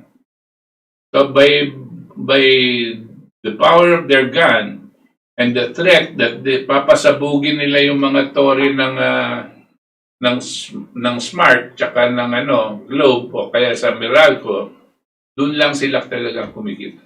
saan po sinisingil ng Meralco o ng kundi sa atin. Sa atin din. That is why you're correct that nothing will happen unless the oligarchs, no, which is the source of all of this, no, will be dismantled. Okay, Ramoncito Villamor. Sir Butch, can we not file an injunction in the Supreme Court to at least delay the vaccination until a thorough study and analysis is done, even if the vaccine is safe? Because as it is now, it is not safe because not 100% efficacious. Efficacious. Yes, efficacious. Yeah. Or maybe we can file a case in the Supreme Court that the ongoing quarantine has no basis now, and even before. Maybe the case should be negligence and incompetence and sabotaging the economy. You know, the way the Supreme Court is set and the kind of personalities that there are there, no, I doubt whether the Supreme Court will even immediately decide on this. They'll probably just sit on it and wait for things to happen. Yeah. It's the people, it is us that should do something about it. Since we do not have the facility of coming up with a massive rally in Luneta or something like that, because many people are not in a position to go there, no, at the come out in massive rally, and it's not been organized. Tayo po, dito na lang sa social media, ito na lang po ang ating power ngayon eh. Kung magkakaroon po tayong pagkakataon, no, makapunta sa isang lugar para mag-rally, gagawin po natin yan. Pinag-iisipan po ng mga organizers kung paano magagawa. Pero in the meantime, let us do our part. Let us share this to as many friends as we can, and tell them, no, to join us in this move, no, to declare that we are going to reject a mandatory vaccination of our people. Magsama-sama po tayo dyan. Okay, yung last statement or sabi ni Ramoncito Villamor, or ipauna natin mabakunaan lahat ng DDS at Dilawan. Tama? Pwede rin. Pero ang sinasabi po natin, lahat sila sa gobyerno. Lahat ng mga legislature sa Congress, Senate, sa executive branch, no, mga cabinet members, lahat nag-approve. Sa judiciary, at dito din sa mga local governments. Lahat sila muna. No? Diyan mo gawin mandatory. No? Pero sa tao, wag mong gagawin mandatory. Glenn Buwan, 3 German tourists won their case in Portugal on the issues of mandatory quarantine and the unreliability of RT-PCR tests. That's good. Yes. Christopher Canyalita, Sir Butch and Sir Itos, congratulations for a very informative program. I someday hope soon you'll be able to discuss the facts behind Sabah issue. I would like to hear your honest opinion about it if we can still recover territorial rights in Sabah. Thank you for your valuable contribution. Mabuhay and God bless. Thank you, Christopher. Hopefully, we have to research on that, but I hope that will be part of the discussion, I'm sure, later. Jenny Duterte, watching from Belgium. Ocean Science, sirs, di nyo po in-account sa number of voters sa mga registered na patay. Oo nga, ang daming biglang zombie nag-vote Di ba? Emily Stotze, mostly virus galing sa ospital. Ver Archivido, Lord Malloch Brown brags about creating a fraudulent exit poll. That's been the basis of the 86 legitimate. Here's an excerpt from the June 29, 2015 Inquirer. British Lord recalls Cory Aquino campaign. He said, quote, he said his final outstanding accomplishment during the Cory campaign was to produce an exit poll that indicated that she had won. It landed on the front page of Inquirer and had a profound impact as it planted the idea that Aquino had won over Marcos 55 to 45%. Marcos did not really recover after that. It was a very exciting experience to watch. Sabi ni Malloch Brown. Magyabang pa yung loko. Ben Danay, halata si PRRD nag-nominate ng taga Davao sa Comelec. Pero si Glenn Chong na matagal na nagpapabasura sa Smartmatic, di man lang pinapansin. Rain. Hindi pala mandatory ang bakuna, sabi ni Malacanang. Palagay ko nasira si Glenn Chong dahil masyado nang piniga yung pagkamatay ni Red Santillan. Parang ginamit na daw na political issue. Anyway, whether that's true or not, we don't have any other additional comment. Rain, di pa mandatory ang bakuna, sabi ni Malacanang. Pero may sinasabi sila na 60 million ang babakunahan sa taong 2021. At ang 2022, another 60. Well, Emily Stotsem, no to vaccine. Lourdes Cobb, dahil nakapasok si Latigo Bautista sa US, kaya pati patay nakaboto na. Lani Cosme, hello po sir, watching for you in Kuwait. Lourdes Cobb, sana magising din si President dahil huwag ituloy ang bakuna na yan. Mark Sabilio, Professor Butch, sana kayo na lang po ang pa-interview kay Michelle Malkin. Quote, only me lang yung na-interview, Toink. Anyway, mabuhay po kayo. Mabuhay ang KDP. Ayun na nga. Paulo Antonio Bene, mga maestro, compare nyo ho ang 2016 Vice President Philippine National Election at ang 2020 American President Election. Tingin nyo ho, may pag-asa pa ang dalawa na politiko na ito, like BBM at DJ Trump, na manalo sila sa protesta at matalo ang tuta ng deadly deep state. Alam nyo po, yung kay Trump, malaki ang pag-asa. Itong kay Bongbong Marcos, I have my doubts no? Dahil kung after 4 years, hindi pa nila kinorek yan, no? Palagay ko sasagarin na nila hanggang 2022 na hindi nila ayusin. Lalong-lalo na itong si Leonen Justice Leonen, no? Hindi niya na siguro ayusin yan, no? Maski na yan si Robredo will actually be irrelevant, no? I don't think she will win anything even if she tries to run for president. At most, she might run for some other poor clerk guy to be vice president. Pero I think that's the end of Leni Robredo. The people really do not like her. Booking na sila yung mga akila. Not because of her person, but because she allowed herself to be used. So she was like a prostitute, so that she will be given the position of vice president. She allowed herself to be used. Hindi ba ganyan po ang prostitute? Ronaldo Valencia. So kung ganoon po pala, wala na tayong pag-asa. Wala na talaga tayo maasahan sa Pangulo, di po. Hindi pa po natin pwede sabihin na wala tayong pag-asa sa kay Duterte. Siya pa rin ang presidente. Pero nasa atin po kung kaya nating pukpukin itong isyong ito at magkaisa tayo. Dahil pag nagsama-sama po tayo at wala tayong humpay na kakatukin siya sa kanyang pintuan at sasabihin ayaw namin ng mandatory, no? Gusto namin buwagin mo itong mga oligarko. Kung sabay-sabay po tayo, medyo matindi, no? At kinakailangan pakinggan na tayo. Kung hindi niya gagawin, maski na malakas na tayo, nasa kanya na po yan, baka dumiretso na po ang taong bayan na hindi siya kasama. Okay, Marwa Cornell, kasi si Bautista ang consultant nila. Yeah. Lani Cosme, permission to share. Yep. Paulo Antonio Pineda, mga maestro, ano bang rason ni President Marcos kung bakit inagaw at binili niya lahat ng public? O di po si Presidente Marcos ang gumanan. Ang nagbigay po sa public utilities sa pribado sector ay si Ramos at si Cory, no? Si Presidente Corazon Aquino, si Ramos at si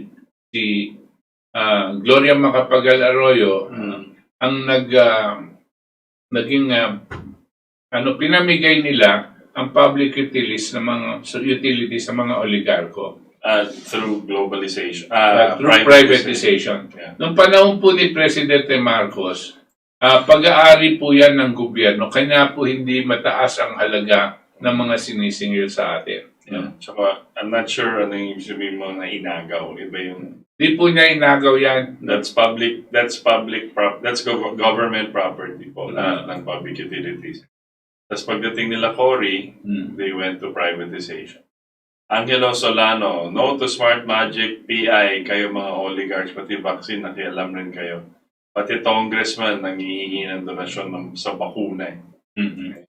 Lenbon, when can we have the results sa survey na sinasabi? Lumabas na po yung results, gagawin ko lang po ng narrative. No? Inihingi ko po yung narrative sa kanila. Ramon Gonzalez, ginawa nila sa Pilipinas, ginawa din sa US. Kaya na naman ulitin ng Pilipinas, bakit di na lang tawagan tong mga NPA at pasabugin itong West? Buisit na to. Kasi wala namang magagawa gobyerno. Ramon Gonzalez, makikinabang na naman tayo at kagaguhan itong mga NPA.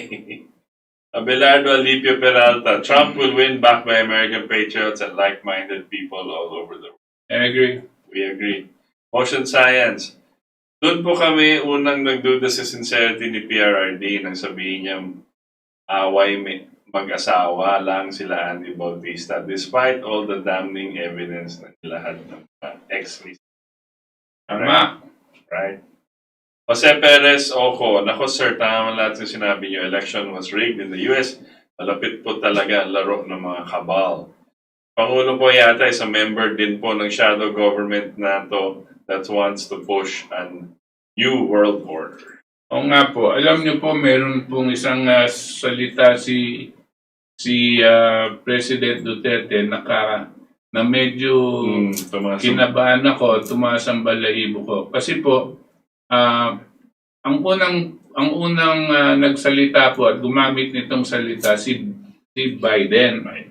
Yung build back better. Build back better. Sabi niya, we will build back better, no? Tapos po, nagulat din ako, hindi nagtagal, itong si President Trudeau, no, ng Canada, nagsabi din, build back better, no? Hindi din nagtagal, ang ating pong presidente, dito sa isa sa kanyang talumpati, sinabi niya din, build back better. Para pong sinyalis ba ito ng mga kabal? Sinyalis ba ito ng mga sumasang-ayon dito sa one world government? O loyalty check. Parang loyalty check, parang hindi ko po alam. Pero abangan po natin at itong mga ibang liderato sa ibang bansa, baka mag-build back better din yan. Tsaka nag-congratulate na si Duterte. Masyadong maaga. Congratulate na niya si Biden. Papahiya tayo. Kakahiya talaga. No? Nakakahiya talaga. Di ko alam kung alam niya o nasabihan siya ng tao o sinabihan siya ng CIA o batiin mo na yan. Ganyan. Anyway, tapos na po ang ating panahon. Overtime na po tayo. Sa ngalan po ng ating mga katipon, dito sa ating Katipunan at sa mga magagaling na staff ng DZXL Radio Mo Nationwide. Kami po ay pansamantalang nagpapaalam at nagpapasalamat na sinamahan niyo kami ngayon. Ang oro de peligro ng ating bayan at ng buong mundo. Dito po sa ating Katipunan. Hanggang sa linggo pong muli, mga katipon, 7 to 9 p.m. Magandang gabi po sa inyong lahat.